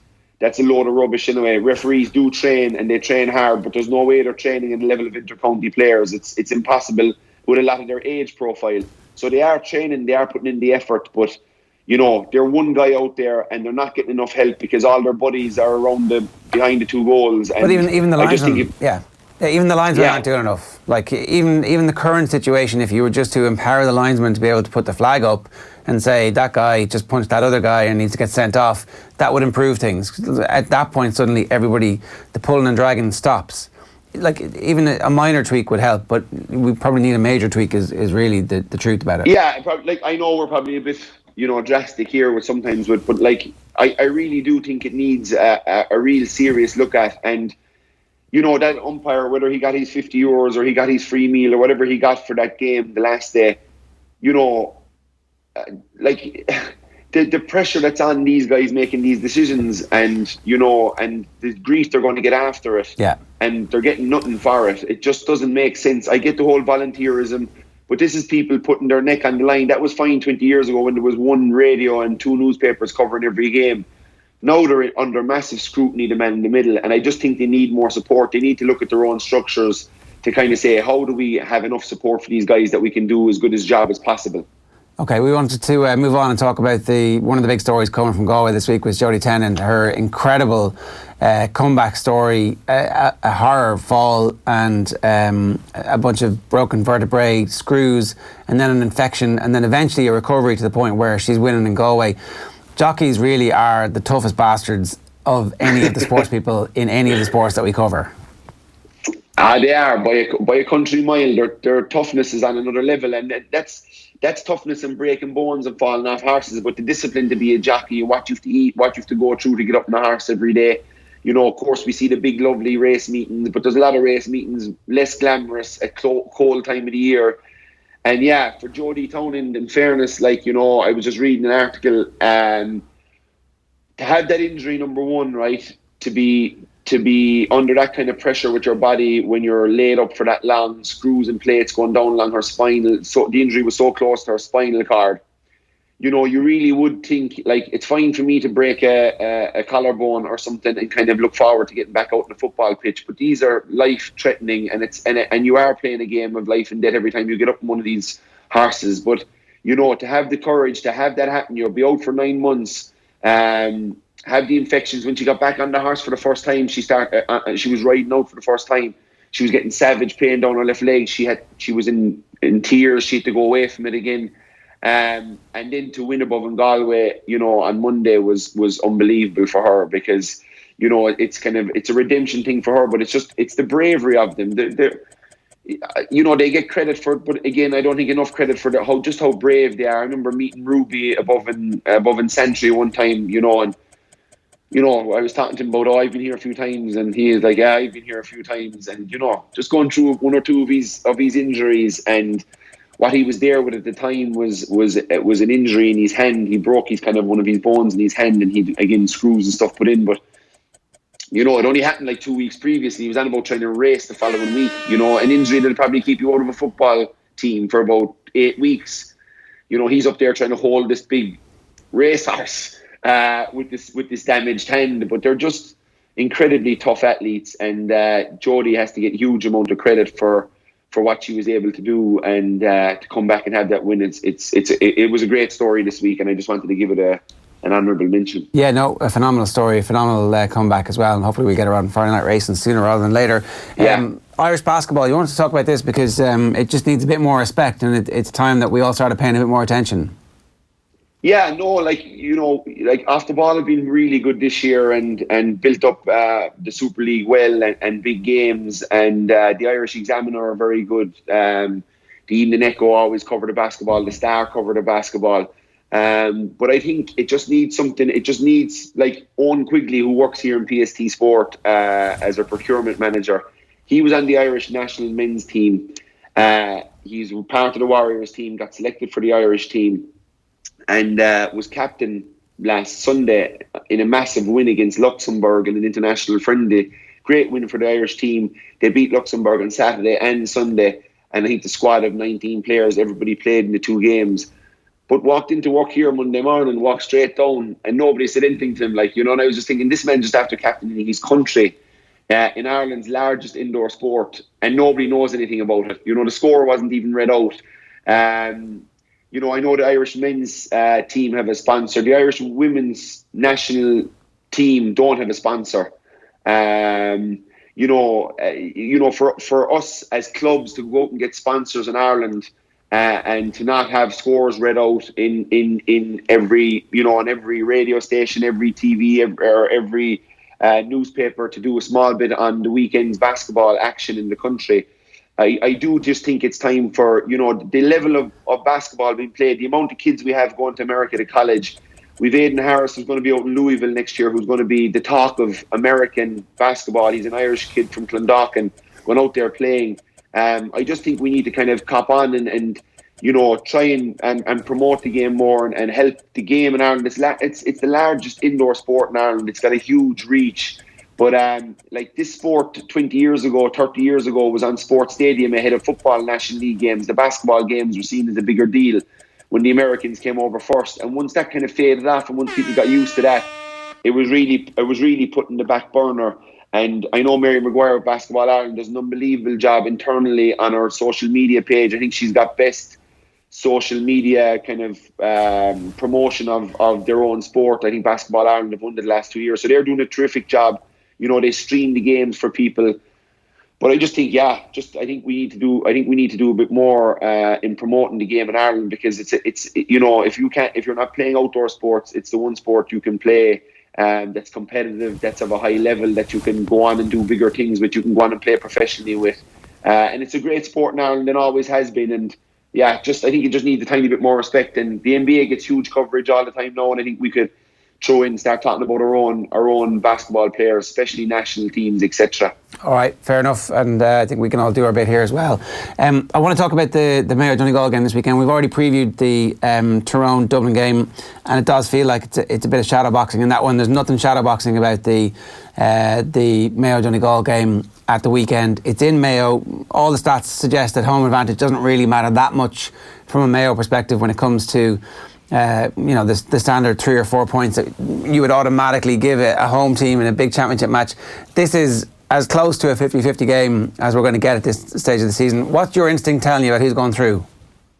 My instinct's telling me Mayo are going through. I know they haven't a great record in Mayo, but this is a knockout game, Ger. I think all them games that they would have lost to Galway and Roscommon or whoever down the years, at the end of this, that was a Mayo team that was constantly getting to All-Ireland finals. I've been in that position with Kerry, and you go down, you lose amongst the final to Cork, and it's kind of like, it can be the kick up the arse you need, and you kind of go, okay, we need to do this and this, and we'll come back and try and win an All-Ireland. So I think Mayo are very much of that kind of mentality when they're going through Connacht. They won 4 or 5 in a row. They didn't get much credit for it. It was all about the All-Irelands. And I don't think they put much stock into Connacht recently. I think it was all about trying to make a run at an All-Ireland. So I think this is a knockout game. I think the atmosphere is going to be electric. I think Mayo will get a 4 or 5 point buzz off their crowd. If Paddy McBrearty's out, he's a huge loss, along with Owen Vaughan, obviously. And there'll be another 1 or 2 worries they'll have there. I think Mayo have a few guys coming back. I think they'll have the 2-week layoff. I think they'll be re-energised. And I think they'll know they're 3 games away from an All-Ireland, and that group have to be starved out of their mind to win that medal. So I just expect Mayo to kind of just show that they're probably a bit ahead of Donegal with experience at the moment. This Donegal team are young and they're brilliant. And don't get me wrong, it wouldn't surprise me if Donegal went down there and won by a point or 2. But I just think it's Mayo on Saturday evening, because of just that level of need to get back to that try and get back to that promised land, have another crack at winning an All-Ireland. Does the whole Rochford thing, is that just a sideshow? Does it matter? Yeah, no, it's a sideshow. It doesn't really matter. He will have in-depth knowledge of the players at Mayo's disposal, Ger. So he will have his backs. He will tell them the traits of the Mayo forwards, and he will tell them obviously what they like to do at certain times, and that could help Donegal. But I think this Mayo team are all about gusto and driving forward and emotion, and they've got a good few leaders that could be coming back in for this game on Sunday, and I just expect them to kick on in the home crowd to play its role, because this is it's war really on Saturday between Donegal and Mayo. It's whoever loses is out. So it's got a real old school championship feel to it. It's going to be in a great venue that'll fit 27,000 people. We're going to have house packed to the rafters. It wouldn't surprise me if some fellas had it sitting out in the stand, top of the McHale Park stand, Ger, like we used to do long ago before health and safety came an issue, and there was people sitting on top of the Hogan stand before games. So I would say every vantage point will be gained in Castlebar on Sunday, and it's a game that I can't wait for. And I think the other game in the group, to be honest, is going to be a belter as well between Kerry and Meath. So there's great football on over the weekend, and I think people are looking forward to it. We had great hurling last week. We have great football on this week. We'll have great football on the week after. It's been a great summer for the GAA on the pitch, sporting-wise, with some massive games. Let's go through the predictions then. So Kerry are 7-point favourites against Meath in Meath. Will they cover that? I don't think so. I don't think they'll cover 7, Ger. Meath are in a lovely position coming into this game. They've absolutely can cut loose at Kerry the next day. They can play with abandon. There hasn't been a game this big in Park Talton in an awful long time. They've played a lot of their big Leinster Championship games in Croke Park, Ger. This is going to be, primal. It's going to be, Meath people are very proud footballing people. They've got an unbelievable tradition, and I think they're really going to go at Kerry the next day, and I think it's exactly what Kerry need. And that edge that we saw from David Moore and Adrian Spillane in the middle of the field ahead of the Mayo game, which set the tone for Kerry that day. Kerry need that in absolute spades all over the pitch at the start of this game on Saturday evening at 6 o'clock. They're going to be having to play with a real edge, give this Meath team real respect, and go for the juggler and go and try and beat them. But they won't get it easy above there in that kind of an environment. There'll be a massive Meath crowd on show. It's the first big game. They have to show this Meath team the respect it deserves for getting here, how they played in the Leinster final, in the first half of that Leinster final, how they played in the first kind of 55 minutes of both of these games. They're a young team. They're in Division 1 next year. They can finish off their season on a real high, Ger, by beating Kerry on Sunday. So they're going to be really going for that. Mickey Newman's a loss if he's out, which probably takes away the chance of them winning, I think, if he's out. But, Kerry to win by maybe 4, 5, maybe stretching it. Unless they hit one of these games where they get a few goals early and Meath just die off, Yeah, okay, fair enough. I would agree with that. I don't think this. I think 7 points very, very generous. Mayo against Donegal. So this Donegal were +2. They're now +1. You think Mayo are going to win? So is it going to be a tight game? Is it going to be a single point? Yeah, I think these games, there's so much riding on them that it always boils down to probably being close enough with 7 or 8 minutes to go, Ger, and just the team that has been in this position a lot over the last number of years is this Mayo team, and with the surge of the home crowd and what that can do for you. I just see Mayo getting over the line by maybe a point or two in an absolute titanic game, and they'll have real momentum out of it, and they'll be getting more bodies back going into the semi-final next week, and no one will want to see them coming. So it's a huge opportunity for this Mayo team to have another crack at glory. Okay, Cork are 2-point favourites at home against Roscommon. I think that's a great bet. Yeah, I do. I think it's, and this game again has been kind of overlooked, but I think it's a great game for both sides. They've both had a very, promising year. Roscommon had a brilliant year, and it should be, it should not be forgotten that they went and beat Galway in Salt Hill, and they went and beat Mayo and Castlebar. Like, that is some going for Anthony Cunningham and this Roscommon team, and they have their Connacht Championship, which is a huge win. Cork really gave Kerry a kind of a rattle in the Munster final and kind of took everybody by surprise, but they've really built in it, and they looked so comfortable against Tyrone in the first half, the way they played, the controlled manner that they broke down the blanket in, and Matty Donnelly came out in the second half and changed all that around. But I think Cork will win this by more than the 2 points. I think they will cover that. I think they're in a good place, and a win for either of these teams, especially Cork in Park Urin, again, a perfect venue for this game, Ger. So we're going to see a great atmosphere. The Cork GAA footballing public will go out and support this Cork team because of the effort they gave against Dublin, because of the effort they gave against Tyrone, and they'll have seen the under-20s beat Kerry in a Munster final last week. There'll be a big Cork crowd down here on Saturday night for this Cork football team, and they'll be looking to give them as much support as they need to get over the line and finish off the year in a high, go next year, really attack. Obviously, their main goal next year is get the hell out of Division 3. That's their own fault. They're way too good to be in that. I don't know how they're down there. So they're going to have to get out of that and have another tilt at Munster again next year. But this is a big game for Cork as well. Dublin are only +4 travelling to Omagh to take on Tyrone. It looks like Tyrone are going to rest a huge chunk of their key players. What's going to happen in this one? I don't know. It's a hard one to call, Ger, because we don't know what teams are out. If we'll get 2 teams that'll be bogus anyway from both managers. So it'll be like if I was Tyrone, and I've said this and I said it last night, I'd be going for the juggler. I'd be going to try and and really put into my players' minds that we've beaten Dublin in the league, a good Dublin team that was, not full strength, but close enough to it. We beat them in Croke Park, on a fast pitch. We've beaten them in Healy Park if they could win on Sunday. And it'd just mean if they came across them again that there'll be an inner confidence in Tyrone that we've done this twice. I know it'll be hard to do it 3 times against this Dublin team. Yeah. Probably the odds in that are probably really high. I get that. But I don't know how you'd set your team up as a manager to not try and win. Maybe you start every fella who hasn't played and you just throw a team out there, and that's how you kind of get away with that side. But I don't know how you talk to your team before a game against the All-Ireland champions in your own patch in front of 18,000 or 12 or 15,000 of your own passionate people, how are you not going to go out there with full of brimstone and tear into them and really leave a mark on this Dublin team and really test them outside of their comfort zone at Croke Park and see where they are? I don't know why you turned down that opportunity.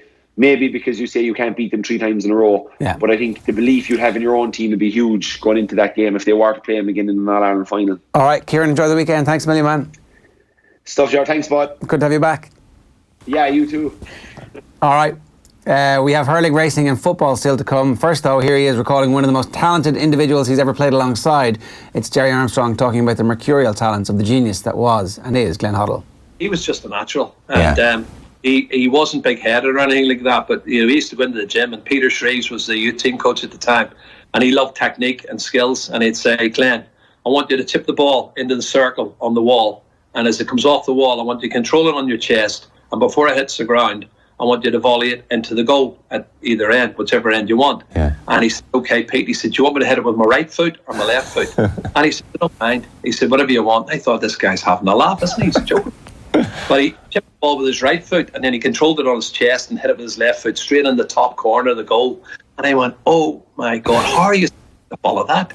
You know, there's the demonstration, follow that. And nobody could follow that. Yeah. So it was in a bit of awe, but I realised what a fabulous player he was. And then short after that, before me, he broke into the first team and he scored a 25, 30-yard screamer against Peter Shilton, who was then the England goalkeeper, and he scored from a long way out, top corner. And Glenn was still young in development. But I learned from Glenn as well, because he broke through into the international team for England around the same time I broke into the Northern Ireland team. Right. And I was playing maybe a wee bit before him, but Glenn had so much talent. Ger Armstrong in conversation with Joe Malloy last night. That whole thing is available for download wherever it is you get your podcasts. We'd recommend Go Loud, the brand new app. You can get it in the App Store or in the Google Play Store, and it's the best place to listen to OTB Sports Radio, which is our non-stop 24-hour sports radio station, which is available also on Alexa. Just say, Alexa, play OTB Sports Radio, and wherever you are, you'll be able to listen to us. We're on TuneIn as well, so pretty easy to get good quality sports content in your earballs anytime you want them. Now, it's time for us to have a look through the Electric Ireland Minor Championships. Huge competition for the Minor Footballer of the Week, but Mayo goalkeeper Luke Jennings has won after a brilliant display in a dramatic 2-point win over Dublin last weekend. You can see the poll on the screen there now. So there it was, 41% for Luke Jennings, 35% for Daniel Peat of Cork, and Emmett O'Shea of Kerry on 24%. So congratulations to Luke Jennings of Mayo, the goalkeeper from Ballinrobe, the Minor Footballer of the Week. In the hurling, Kilkenny midfielder Liam Moore has been crowned Minor Hurler of the Week after a powerful display in their semi-final against Wexford. 48% for Liam Moore in that one. Galway beat Wexford actually, but anyway. Tommy, you were watching some of the games this weekend? Kilkenny bet Limerick at the weekend, yeah, sorry. I might have had the wrong detail on the doc there, Ger, sorry. No worries. Well, yeah, I know you were watching Kerry Tyrone because he was doing a bit of yerring in our WhatsApp group, but... You can't yer mid-game. You absolutely can. You were 100% doing it. Without being at the game. You were watching on TV. I mean, come on. That's the most pedantic I'm not yerring argument I've ever heard. I couldn't possibly be doing this because I'm not watching it in person. How is it yerring when I'm analysing a team that hadn't scored from play until 30 minutes? How did the game finish, Owen? Kerry won. Kerry romped home. It wasn't even close. It was like a 7 or 8 point victory, was it? Tyrone had a black card and a red card. What happened in the second half? Kerry were brilliant, in fairness. Tyrone's excellence in midfield kind of waned away a little bit, and that's what they were using to destroy Kerry in the first half, the midfield dominance. And I guess Kerry altered their game plan a little bit, got Dylan Ganey on the ball a little bit more, and he was class. Emmett O'Shea obviously was brilliant as well. And the drive for six is on. We need to find a word that rhymes with six. I know the content of our WhatsApps is supposed to be confidential, but Owen Sheehan it is 100% supposed to be confidential. He did say that young Ganey is the best of the Gainies. So no, I didn't. That is the opposite of yerring. What is that? I said apparently. I said, like, you know the way word does the rounds with regards to minor teams. It's like Jack Canning better than Joe, Dylan Ganey better than Paul. That's the sort of stuff that you hear all the time. And to be fair, he is very good. Very good. I was watching Dublin Mayo, and it was a sensational game. Mayo had a great start. They got a couple of goals in the first half. They seemed to be pulling away from Dublin, and they have this midfielder, Ethan Henry, who's just he looks like he's fit to play senior football already. And these are lads that are only 16. They're not even 17 or 18 as they had been before. He scored an unbelievable goal running the field. Their half-back ran the field in the second half and scored a brilliant goal.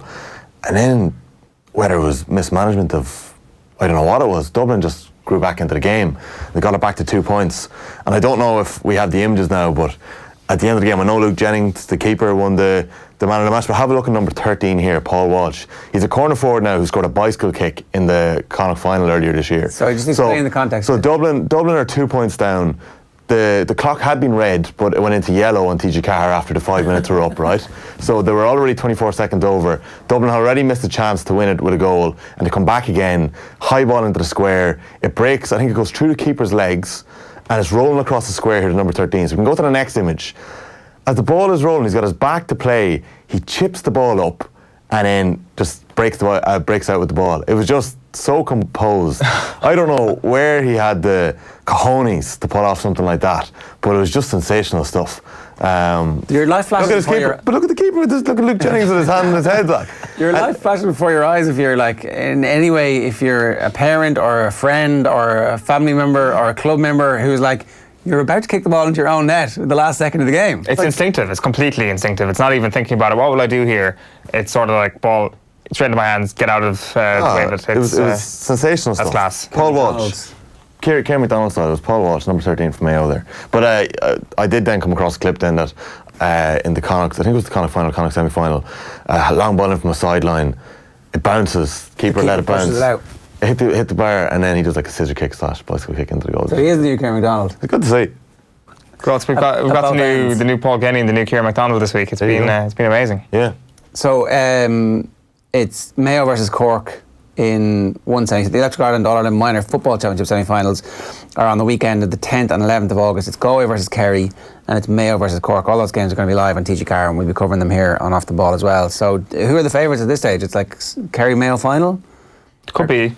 Well, that Cork team are very good. Senior and minor. Cork have a couple of really good minor teams coming through. I know you've been saying Cork are on the way back. And they really are, like. But I'll still get like, I'll still be told that I'm being insincere or that I'm being disingenuous for saying that Cork have a good team. No, like you believe me now, right? You are going for 6 in a row, like, at minor level. Yeah. Yeah. So no matter how good Cork can get, they're always going to be behind Kerry. Seniors are good. Everything, on every single level, Cork football is flying at the moment. That's getting there. It's good to see. Flying. Okay, the seniors not yet, right. But they're flying at under 20s and minor level. 3 and they're out with 1 full round of games left. But they're also in the top 8 of his bloody power rankings. Like we just glorified Kieran McGinley there earlier on for not reaching the Super 8s. Cork are in the Super 8s. I mean, the relegation to Division 3. Anyway, we're getting sidetracked here. But anyway, I wasn't airing about It's harder to get out of Ulster than it is to get out of Munster. Spoiler alert. Anyways, back to the minors. Yeah. That Mayo team are really, really good. Cork team, I think, can maybe get in as well. It'll be interesting to see. So Mayo Cork is going to be a great semi-final. Galway Kerry is the other one. No games this week in the minor or in the Electric Ireland Minor Hurling or Football Championships. The All-Ireland Minor Hurling Final obviously takes place on the 18th of August before the senior final, and that's going to be Kilkenny against Galway again. Right, for the rest of the summer, alongside Electric Ireland, sponsors of the All-Ireland Minor Championships, we're going to be choosing the Jubilee Minor 15 of the last 25 years. A lot of contentious decisions already in this one, but that's not a bad goalkeeper, full-back line combo. Ronan Marr is full-back, Paddy Marr is cornerback, Tommy Walsh is the other cornerback, Donald Cusack is in goals. So that's our full-back line. Paddy's actually full-back. I think I've said in the wrong graphic there, Ger. That's my fault again. Good man, okay. So Paddy's full-back and Ronan's cornerback. I was thinking you got your tactics all wrong. Yeah. Why is that where Paddy played minor? Full-back, minor, yeah. He was minor on the TIP team in 2007, and I was looking at it there. I think they had 5 or 6 lads that went on to win Senior All-Ireland. They had Noel McGrath on that team, Seamus Callanan, Paddy Marr was full-back, Mickey Cal was on that team, James Barry. It was a pretty good minor team. So there was no room in the half-back line for him? He was full-back, he was number 3. Okay. Yeah. So we're onto the half-back line now, and we want to hear your suggestions. We're going to be posting a poll later on this morning for you to vote on, but the contenders that we've got it down to are, and you obviously still have time to send in suggestions for this, for right half-back, Sean O'Halpine, in 94 lost to Galway. There he is. 95 beat Kilkenny and captained the footballers as well in 1995, so super bonus points for that one. James Barry from Tip, 2007. That's obviously a great team with Paddy, Noel, Callan and Cal. That's the same team you've been talking about there. And Adrian Toohey from Galway in 2011. 7 players from that minor side went on to win an All-Ireland Senior Hurling Championship medal. That's not a bad return. So Galway obviously won a lot of minor hurling All-Ireland finals. Nothing came out of them for years and years and years and years. And then there's like, 7 of us are going to win All-Ireland, lads. Yeah, they had a serious team that year. It was unbelievable. That's a tough one. That's actually, for me, that's the tightest one of the 3. I know we'll get to the other 3 polls in a while, but Sean Og against James Barry against Adrian Toohey, there's so much pedigree there from 3 different eras as well that are fairly high profile and all. So I'd be very, very interested to see what fan base gets behind him. I've got a feeling that the rebels down below are going to get behind Sean Og here. But listen, I don't want to be leading any witnesses here, but it's Sean Og all day long and twice on Sundays. What are you talking about? Our man Dahi Boland's been ringing around the country and he keeps going on about, oh geez, everyone's saying Sean Og back then, Sean Og. Yeah. Gardner's been getting a lot of, I know we're going to get to the half-backs in a minute, but like, how can you look by Sean Og O'Halpy? Yeah, come on.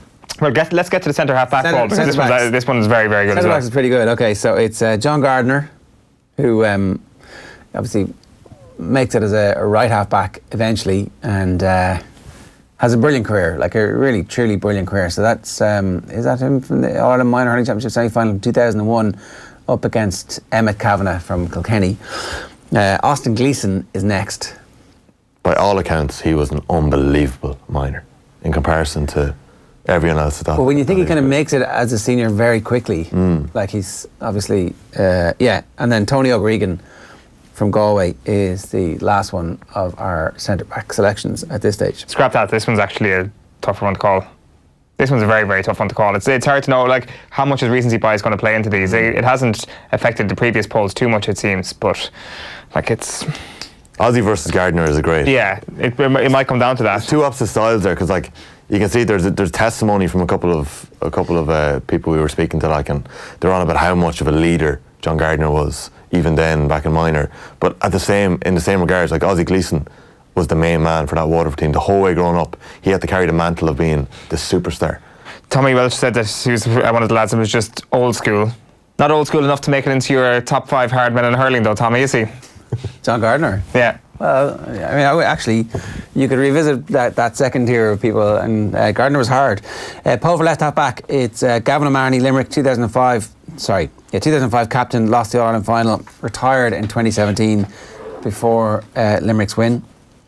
Richie Doyle of Kilkenny, 2008 Kilkenny minor, and Joseph Cooney, Galway, 2009 Galway minor. So that's our left half back poll for this one. We'll be putting those polls up. I think Gavin O'Mahony deserves it for the fact that he was so unfortunate to retire at the wrong time, November 2017. Apparently he was an unbelievable minor as well in that Limerick side. They did fall short in that minor final as well in 2005. Okay, so they're tough ones. Yeah. Those 3 polls are going to go up online. There's going to be the public vote. Was there much outcry? I mean, the full back line was so good, nobody could have been bitching and moaning about it. Was there a bit of... I'm trying to think of the contenders that lost out. There was a couple of Cork lads that were in the mix. The Rock? No. Mickey Cahill was in the mix as well for Tip. It was himself and I think Paddy Maher were head to head for the full back. No, it wasn't. It was himself and Ronan, I think, at wing back. They were head to head. It's good to have 2 brothers on it. I wonder will we see that again later in the... Seamus Hickey said Gavin Mahoney was an exceptional player at minor level. Tommy Walsh said John Gardner, brilliant minor. He was one of them lads, was just old school. I'm also leery about John Gardner. Even back then, he was leader. He was the main man in our back line. We had a very strong defence. I have to say one thing. In 2001, Michael Rice says Richie Doyle was being touted as JJ Delaney style wing back. In the 25 years that we're covering here, Galway have won more All-Ireland than anyone. Galway people are going to have to start speaking up here. They've got nobody on the 15 so far, you know. They're going to get Joe Canning, I suspect. He might make the team. Well, look, they've got a couple of contenders here. But Joe Canning played minor for about 12 years.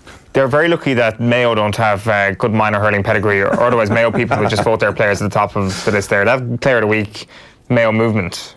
If you put a Mayo person or Mayo thing into any poll, David Brady seems to be the leader every week. Right. Mobilising people. All right, let's move on. We're going back to Galway. John Duggan is with us again. John, good morning to you. How you doing? Ger, Tommy, Owen, how are we all doing? All good, yeah. You've been looking through the card for us today. We reflected a little bit earlier on yesterday's stuff, so maybe we'll focus a bit more on today. Should we go through the card or should we start with the big race of the day? We'll start with the big race, then we'll go through the rest of the races. Probably the best thing to do. So the Galway Hurdle, 4:55, 20 runners, 2 miles.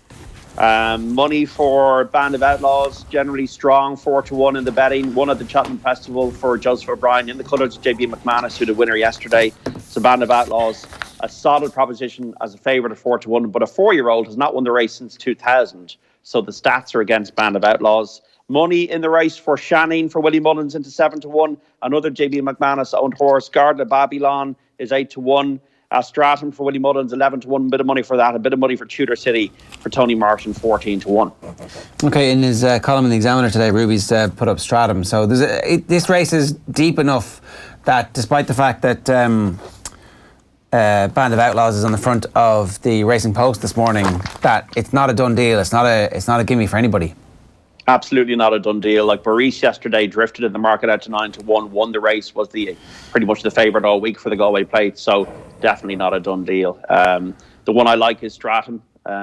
He was a course and distance winner, a very good horse in the flat. Ruby actually at a Punchestown preview gave a Stratham for Punchestown. He finished 4th to Mr. Adjudicator, who ran well here the other day in that 2-mile amateur race. I think Stratham has a lot of kind of tactical speed in the race. He's got a £7 claimer on board, and I think he can definitely make the frame Stratham at about 11-1. So he's at my each way selection in the race. But the other horse I do respect, and I never have an issue with backing 2 horses in a race, especially in a race of 20 runners, because gambling is not about winners, it's not about losers. The people get lulled into this false sense of security that they had a winner and their life is great. No, how much profit did you make? Profit is victory, not winning. Profit is victory. And the other horse I do like is Tudor City. Has been running extremely well on handicap, second at Ferry House in Killarney. A bit of money for him yesterday. Robbie Powers riding for Tony Martin. So I think this is a pretty serious intent that Tudor City, they think it might go well at 14-1. I think they're the 2 against the field. I think there was a guy called, he used to write for the Irish Times, always had 2 against the field. Stratham and Tudor City are my 2 against the field. Okay, that's 4:55, the big race of the day. It's the Galway Hurdle, and John's putting up Tudor City and Stratham. Let's start at the start then. It starts a bit earlier today, 2 o'clock, the beginner's chase. Yeah, early doors, 1 at Cheltenham for Joseph O'Brien and the colours of JB McManus, but has never run in a chase in public. So and it's an odds-on shot at 6-5 on. So if you're lumping into him and you'd never seen him jump a fence in public, you're a brave person. I won't be doing that. There is money for From Eden, Gordon Elliott, Debbie Russell, 10-1 money for that this morning. But it's a race I'm not having a bet in. It's a race I'll be just watching. Okay. Beginner's chase is dodgy. What's next? The 2:35, a good chase. Wicklow Brave, one of the best horses from a achievement point of view in Irish racing the last few years, has won a St. Leger on the flat, a Group 1, has won a Punchestown Hurdle, has won at the Cheltenham Festival, is the 2-1 shot.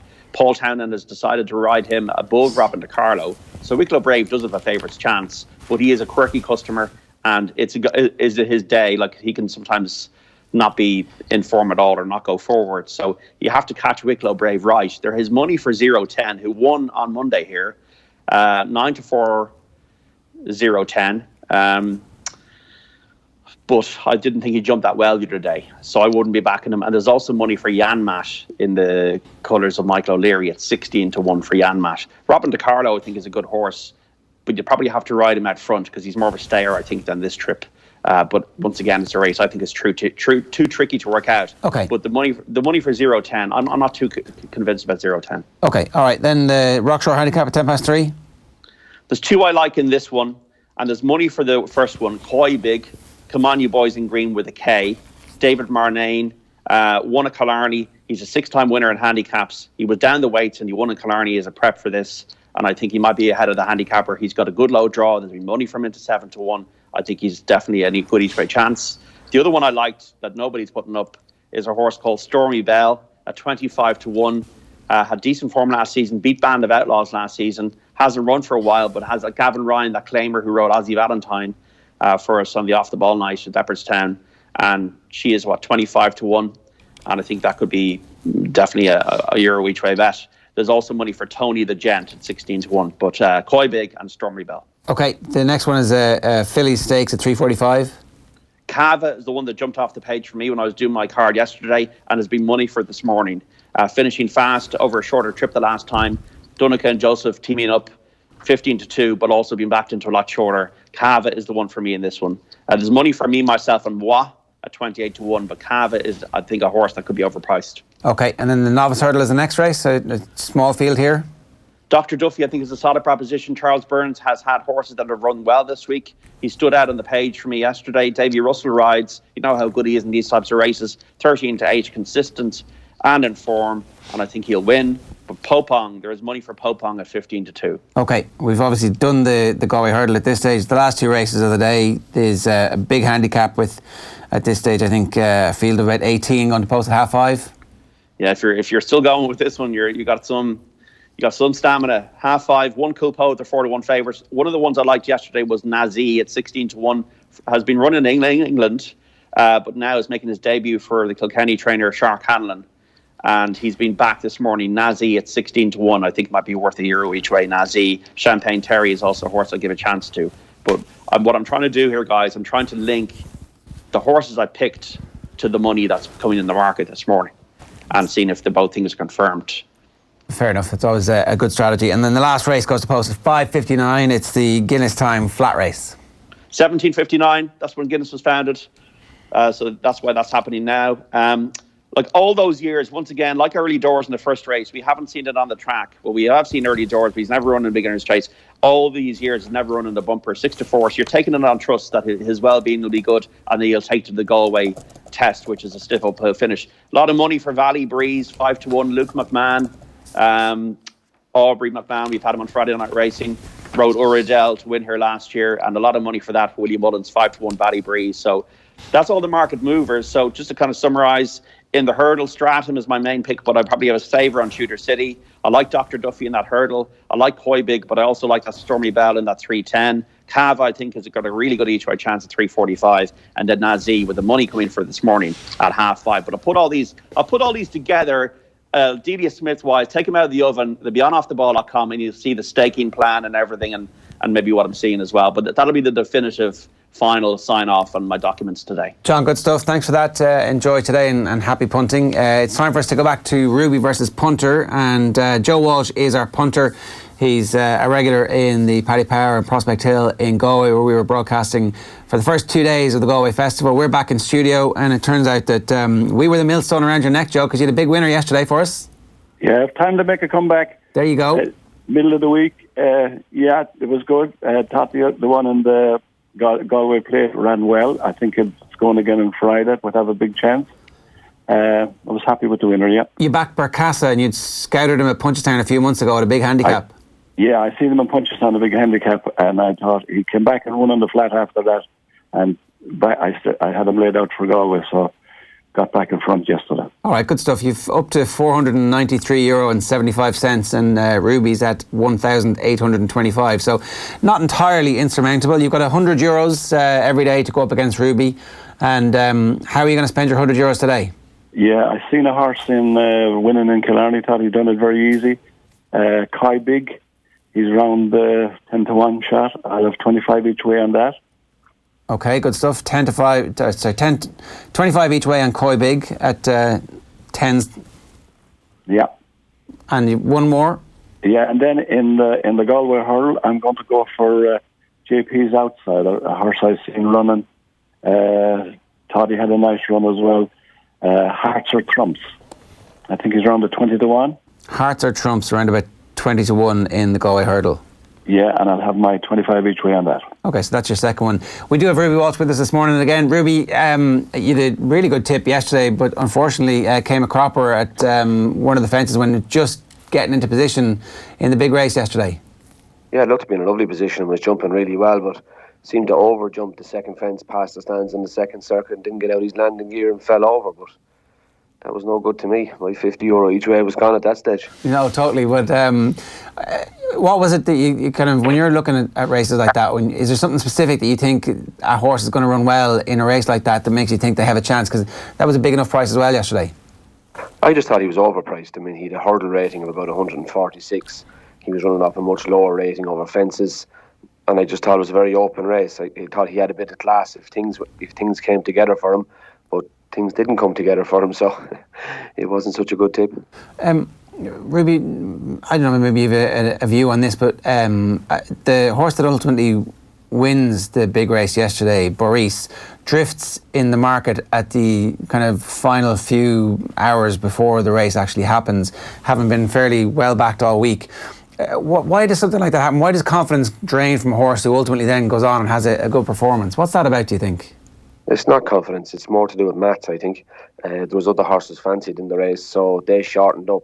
And if one horse is shortening, that probably makes other horses drift. Bookmaking is all about balancing a book. It's maths, it's accounting. So if there's money for 10 and 12 to 1 shots, then the horse that was 6 to 1 will drift back out to 7 and 8s to try and encourage people to back 8 again so they can balance the book. It's a bookmaking thing. I don't understand it completely. Joe probably would understand it better than me. But that's why horses drift a little bit like him. To drift from 6 to 1 to 8 to 1 is only trying to encourage more people to back it again to balance up a book, I think. That makes sense, Joe, yeah? Yes, makes a lot of sense. If you take money in, you have to get money in to back the money. So I agree that it's money that makes the odds, not the horse. Because we've been talking all week with John Duggan, Ruby, and he's been making the point that like he forms a view on the basis of form and opinion and watching the races, and then as money comes for some of his selections, that gives him extra confidence. Because obviously with races like this, some people feel like they have a little bit of insight. You know, horses have been lined up for specific races for a long time in Galway. So it's worth sometimes following the money, but maybe not panicking when you see a price drifting. Yeah. Sorry. Go on, Joe, you walk away. Sorry, Ruby, what were you going to say? No, it can be good to see money for a horse that doesn't have outstanding form. But a huge drift would be a worry, but only drifting a point or two would be no worry to me. If you drifted from 5 to 4 out to 5 to 1, that would be a worry. But to drift a couple of points is no worry. Yeah, okay. What are your selections today, Ruby? I'm going to have €25 each way on Little Nugget in the novice hurdle, which is about the 5th race, I think. Yeah, 420. 420. And I'm going to have €25 each way on Stratum in the Galway hurdle. Okay. What kind of a price would you expect for Little Nugget? I don't know. I didn't look at the prices this morning, so I'm sure Paddy will give us best price anyway, won't he? Yeah, he will, of course. I'll have a look at that. Little Nugget, obviously running. You're hearing good stuff, running well.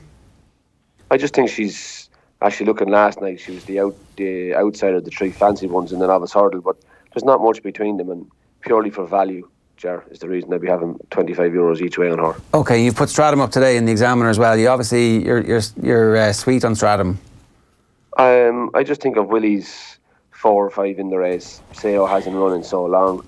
I'm not certain Riven Light will stay.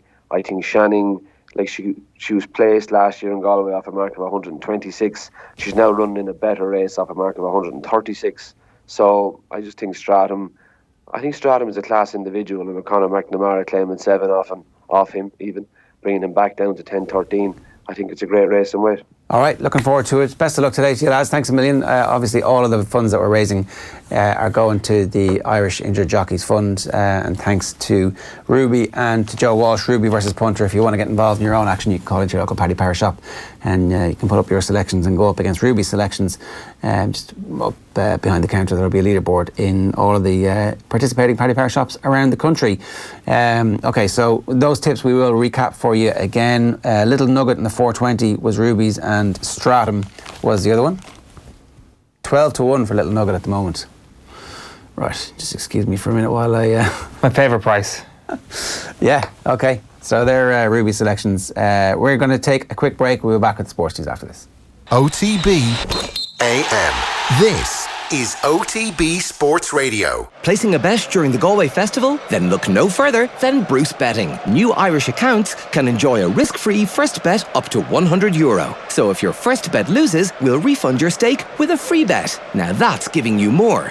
Bruce Betting. In-store, online and now on your phone. Please gamble responsibly. See gamblingcare.ie. All right, Will, good morning to you. How you doing? Morning, Ger, morning, Eoin. All the fallout from Dundalk, is that it? Yeah, look, next week they're going into the Europa League. Last night's 3-0 defeat to Qarabag saw them exit the Champions League 4-1 on aggregate at the second qualifying round stage. Dundalk will be away to Slovan Bratislava in the first leg of their third qualifying round in the Europa League next Wednesday. Lily White's keeper Gary Rogers admits it was a tough night for the double winners. They're real quality opposition, and look, they got off to a great start, but we were still in the game with 20 minutes to go, and I think they showed their quality and punished us when we tried to push forward and get the equalising goal. But there's no disgrace going out here tonight because they're quality opposition. Yeah, I mean, you've faced a record-breaking number of European teams over the years for a League of Ireland player. How do these rank compared against the likes of the 2016 campaign, for example? Yeah, I think they're right up there. They've qualified for the last 4 group stages, whether it be Champions League or Europa League. So you can see tonight they moved the ball really well and created plenty of opportunities. But look, we've left it all out there, and the good thing is we've got an opportunity next week to go and reach the 4th round playoff in the Europa League. So look, it's not all doom and gloom, and look, there's still a massive opportunity for us to progress in Europe this year. Gary Rogers there speaking to Dundalk FC TV. Shamrock Rovers are in action tonight, hoping to join the Lily Whites in the next round of qualifying for the Europa League. They take a 2-1 lead into the second leg of their second round qualifier against Apollon Limassol. Now, Roberto Lopez scored in the first leg, and he's been talking about how difficult it's going to be to play in the heat in Cyprus tonight. It's going to be difficult. I don't think we expect anything different there. The heat is always hard to play in. I think of even AIK last year, the stadium was like a sauna. It just sucked up. I'm not sure how hot it was, but it was very hot, and we'd be expecting probably worse conditions again. But it's the same for both teams. We just need to kind of keep the ball probably a bit better. Success has continued for trainer Gordon Elliott in terms of the Galway plate, winning the race now for the last 3 of the 4 years. The 9-1 shot Boris handing him victory, just 3 lengths ahead of both Blackhorton and the favourite Snugsborough Benny in a thrilling finish at Ballybrit yesterday evening. The winning jockey Luke Dempsey has been speaking to John Duggan, and he says it's a special moment. It's unbelievable. Can't describe what this feeling's like. Look, it's unbelievable. It's what you, as a young lad, you want to win these big races, and all growing up by watching all these Galway places, any of these big festivals, and it's what you want to do. And to win one of them now is it means an awful lot. Started out with Gordon as 7th claimer, and he's been very good to me over the years. And I said it's great to repay him now, a big winner for him. He's a brilliant trainer. I can't thank him or the owners enough for this. Look, it's just unbelievable. Well, the Guinness Galway Hurdle is the feature on day 4 of the festival. Joseph O'Brien's Band of Outlaws is battling with the Willie Mullins trained Shannon to be the favourite. The big race off at 5-5 today. And jockey Danny Mullins is hoping there's a big run in Riven Light. Definitely like to think so. His course form is great, but that's on the flat over a mile, and I think he won the 7 furlong here 2 years ago as well. You'd have to give him a great chance. I've ridden him in a few Grade 1 novice hurdles and Grade 2s, and he's always ran very well on winter ground. He'd sort of travel maybe to the 2 out and just flatten out from there. So back on a bit of summer ground, he's potentially very well handicapped, so we'll hope for the best. Strong early pace would be a big help to me, but you normally don't lack pace in a Galway hurdle. Well, it's a bumper 8 race card at Ballybrit today, an earlier start time as well of 2 p.m. Wexford have retained their senior status for next year's All-Ireland Camogie Championship. They won last night against Meath in the relegation playoff by 4 goals and 13 points to 4 goals and 9. Cork football manager Ronan McCarthy, who insists it's not a dead rubber against Roscommon this weekend, has named his team 4 changes for the match at Porky Rin. Nemo Rangers' Micheál Martin has been handed a starting goal. James Lockery selected a cornerback, with Owen McSweeney and Paul Kerrigan picked in attack. Mark White, Liam O'Donovan, Tomás Clancy and Brian Hurley are dropping to the bench there. The 71st Ashes series gets underway at Edgbaston today. Australia winning the series last year 4-0 down under. England trying to regain the urn. Play is due to get underway in Birmingham at 11, and England haven't lost at that venue for 11 years in Test cricket. Padraig Harrington and Seamus Power part of the field for the Wyndham Championship, which gets underway in North Carolina later. Both players in risk of losing their PGA Tour cards. For Harrington, he'll possibly get a medical exemption for next year due to the wrist injury he suffered earlier this year. Tiger Woods has confirmed as well he will play the next 2 events of the FedEx Cup playoffs. The Masters champion will tee it up at the Northern Trust before playing the BMW Championship at Medina a week later. Woods, who won the season-ending Tour Championship last year, has played only 4 tournaments since securing his 15th major at Augusta in April. Only second time this year he'll have played back-to-back tournaments as well. And finally, Craig Breen is making his return to the World Rally Championship today. He'll drive for Hyundai in the Rally of Finland, where he's got a great recent record. It's his first drive at WRC level for the former Citroën driver since the end of the 2018 season. That's class. Best of luck to him today. Good to see him back in the driver's seat. I was like, saddle, harness, what is it? It is a harness. That would have been fine. I would have got away with harness if I just kept going. Right, Owen, sell us on Nicholas Pepe. Nicholas Pepe, deal or no deal? We're not going to deal or no deal. We are going to just do an Arsenal special here, and we are going to talk about Nicolas Pepe. Like, the big news this morning is that the transfer is pretty much going to happen. I think it's a done deal. There was leaked photographs of him in an Arsenal shirt, and this thing is pretty much all but done. It's going to be 80 million euros, as we said yesterday. And kind of the knock-on impact of this is interesting. Like, the Sun, about a month ago, ran with the headline, Zaha ha ha ha ha ha. But this morning I think it's Zaha ha ha ha ha ha to the Sun itself, because really, it is, screw you, Sun. It looks like Wilfried Zaha could be going elsewhere. Napoli, the latest club to get in for the Ivory Coast winger. That's the Mail reporting that. Like, it's been an interesting couple of days for us. We said at the top of the show that the thing has completely turned on its head. It will be a full 360 in a hugely positive sense if they manage to offload the deadwood that is Shkodran Mustafi. But most importantly, and I think way more importantly than that, is actually getting a good centre half. And news this morning from Gazzetta dello Sport via The Sun that Arsenal have made a bid to loan the 25-year-old Juve and Italy defender Daniele Rugani for 2 seasons. So obviously Juventus are absolutely stacked in this position at the moment. They've signed Matthijs de Ligt this season. They've signed Demiral as well. And then they have Bonucci and Chiellini there as well. So just because he's not starting for Juventus doesn't necessarily mean he's a crap defender. And I think this would be a very, very good move for Arsenal. They've also signed William Saliba this summer as well. He's going straight back on loan to Saint Etienne. So they do need cover still, despite the fact that they've made a signing in the centre-half position. 51 goals conceded last season, Arsenal, so the only way it's up. You're obsessed with Mustafi. Is there any sign of anybody taking him? There isn't, is there? No, not really. Okay, so he's going to be there, and surely... Hold on a minute. The next line on Deal or No Deal. Arsenal are prepared to let German defender Shkodran Mustafi leave this summer, but Roma are yet to make a bid for him despite being linked with the 27-year-old. No deal. No deal is right. And you've also got the Koscielny story. 33 years old, remains determined to leave Arsenal this summer despite ongoing talks between the club and defender. Just a quick update on where we're at with Paulo Dybala. This is obviously the story that was dominating headlines yesterday. Still considering their options, according to the Manchester Evening News, but he is due back at Juventus this week to discuss his future. He's told Manchester United the club need to offer him a contract worth $350,000 per week if he is to join them. So that's where we're at with that one. A couple of other interesting ones. The Leroy Sané story has kind of upped itself a little bit this week. We expect a bid from Bayern Munich at this point. But Salihamidzic has said that Manchester City deserve an apology after manager Niko Kovac stated the Bundesliga champions were set to sign Leroy Sané, but they have now submitted a formal bid for Sané, and which is very un-Bayern-like for Kovac to actually speak about this. Bayern usually keep things quiet, do the bid, and the first news you see with a Bayern Munich transfer, unless it's made from Borussia Dortmund, they tend to wait till it's done. But didn't he get smacked down by Karl-Heinz Rummenigge for even talking about it? Wasn't that what happened? Yeah, the feeling was it was very un-Bayern-like for the manager to be out talking about it. We're going to talk about this.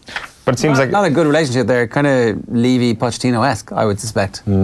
Pep has been, I guess, accepting in terms of what he said over the last few weeks as well, that Sané might actually leave. His stance has really softened, and I'm guessing if Bayern Munich were to throw up that 80 million bid, City have to be tempted. Good one, good news, good future news for Manchester United fans this morning. They've reached an agreement with Monaco over a potential £9 million deal for 16-year-old midfielder Hannibal Mejbri. Mejbri, according to the Mail, his first name is Hannibal, that's all we need to go for here. This is something that looks like it's going to happen. ESPN FC have a story up today. They are set to sign him. As I say, he's only 16 years old. He's an attacking midfielder. It's going to cost Manchester United €10 million to sign the 16-year-old, which seems like big money, but Manchester City, Arsenal, Juventus, all linked with the player who's played at under 16 level for France. He's expected to fly to Manchester today for a medical, and this is a guy with huge pedigree. He hasn't actually played with Monaco over the last year because of a little bit of a falling out between the family. Monaco themselves paid €1 million to secure his signature a couple of years ago. The biggest talent of his generation, they say. He's going to be the next Thierry Henry or the next Kylian Mbappe. He's come through the Clairefontaine Academy, so big news for him. One of the stories of the summer, and this is kind of like a final point and kind of a brief version of Deal or No Deal, was Everton Suarez and whether or not he would be coming to Arsenal. We saw this tweet from a teammate of Everton at Gremio. Everton's teammate and Gremio midfielder Jean-Pierre has named his newborn son Anelka Adebayor, which is the best baby name from any son of a footballer. It's a very unusual striking combo. That's one, it is a son. Anelka Adebayor. Do you think, is that real? That is very real. Is it real? That's very real, and that is the note we finished it on this morning. Straight away, it's a great idea. What 2 footballer surnames would you pick? for your. That's what Adebayor has done to actually deserve to have someone named after him. But there you go. He's just a fan of Arsenal strikers that have gone on to do great things elsewhere. Franny Jeffers combined with someone else. Well, exactly. Let's say I'll call him on to do good things elsewhere. That breaks down with Franny Jeffers. I can't wait for my tweet in about 10 years' time saying, "Welcome to the world, Van Persie, Fabregas, Sheehan." All right. On that note, it's going to take you 10 years, is it? We've got Wilson tennis racket to give away, and we also got a trip for two to Madrid for 2 nights with tickets to the Davis Cup semi-finals with thanks to Tennis Ireland. Today's winner will pick up the Wilson racket, and we'll announce the overall winner of the trip to Madrid on tomorrow's show. And we'll be letting you know about who won that competition a little later on. Remember, the Irish Open is on at the moment, and you should check out tennisireland.ie for all the details. Tickets are free if you want to go and watch some top-class tennis. Plenty more to come on OTB Sports Radio across the day, including possibly the most hotly anticipated hurling show of the year, live at lunchtime. We're back on air and online from 7 o'clock tonight. OTB AM is back tomorrow at 7:30. If you missed any of the show, you can subscribe to the podcast, or you can check out our YouTube channel. You can get our podcasts on Spotify or wherever it is you get your podcast. The best place is actually on the new Go Loud app, which is also very easy for you to listen to OTB Sports Radio anytime you want your sports radio fix. We'll see you tomorrow. Good luck. OTB AM. Brought to you by Avantcard Reward Plus Credit Card. Powered by MasterCard. Straight up better than your current credit card. Avantcard DAC is regulated by the Central Bank of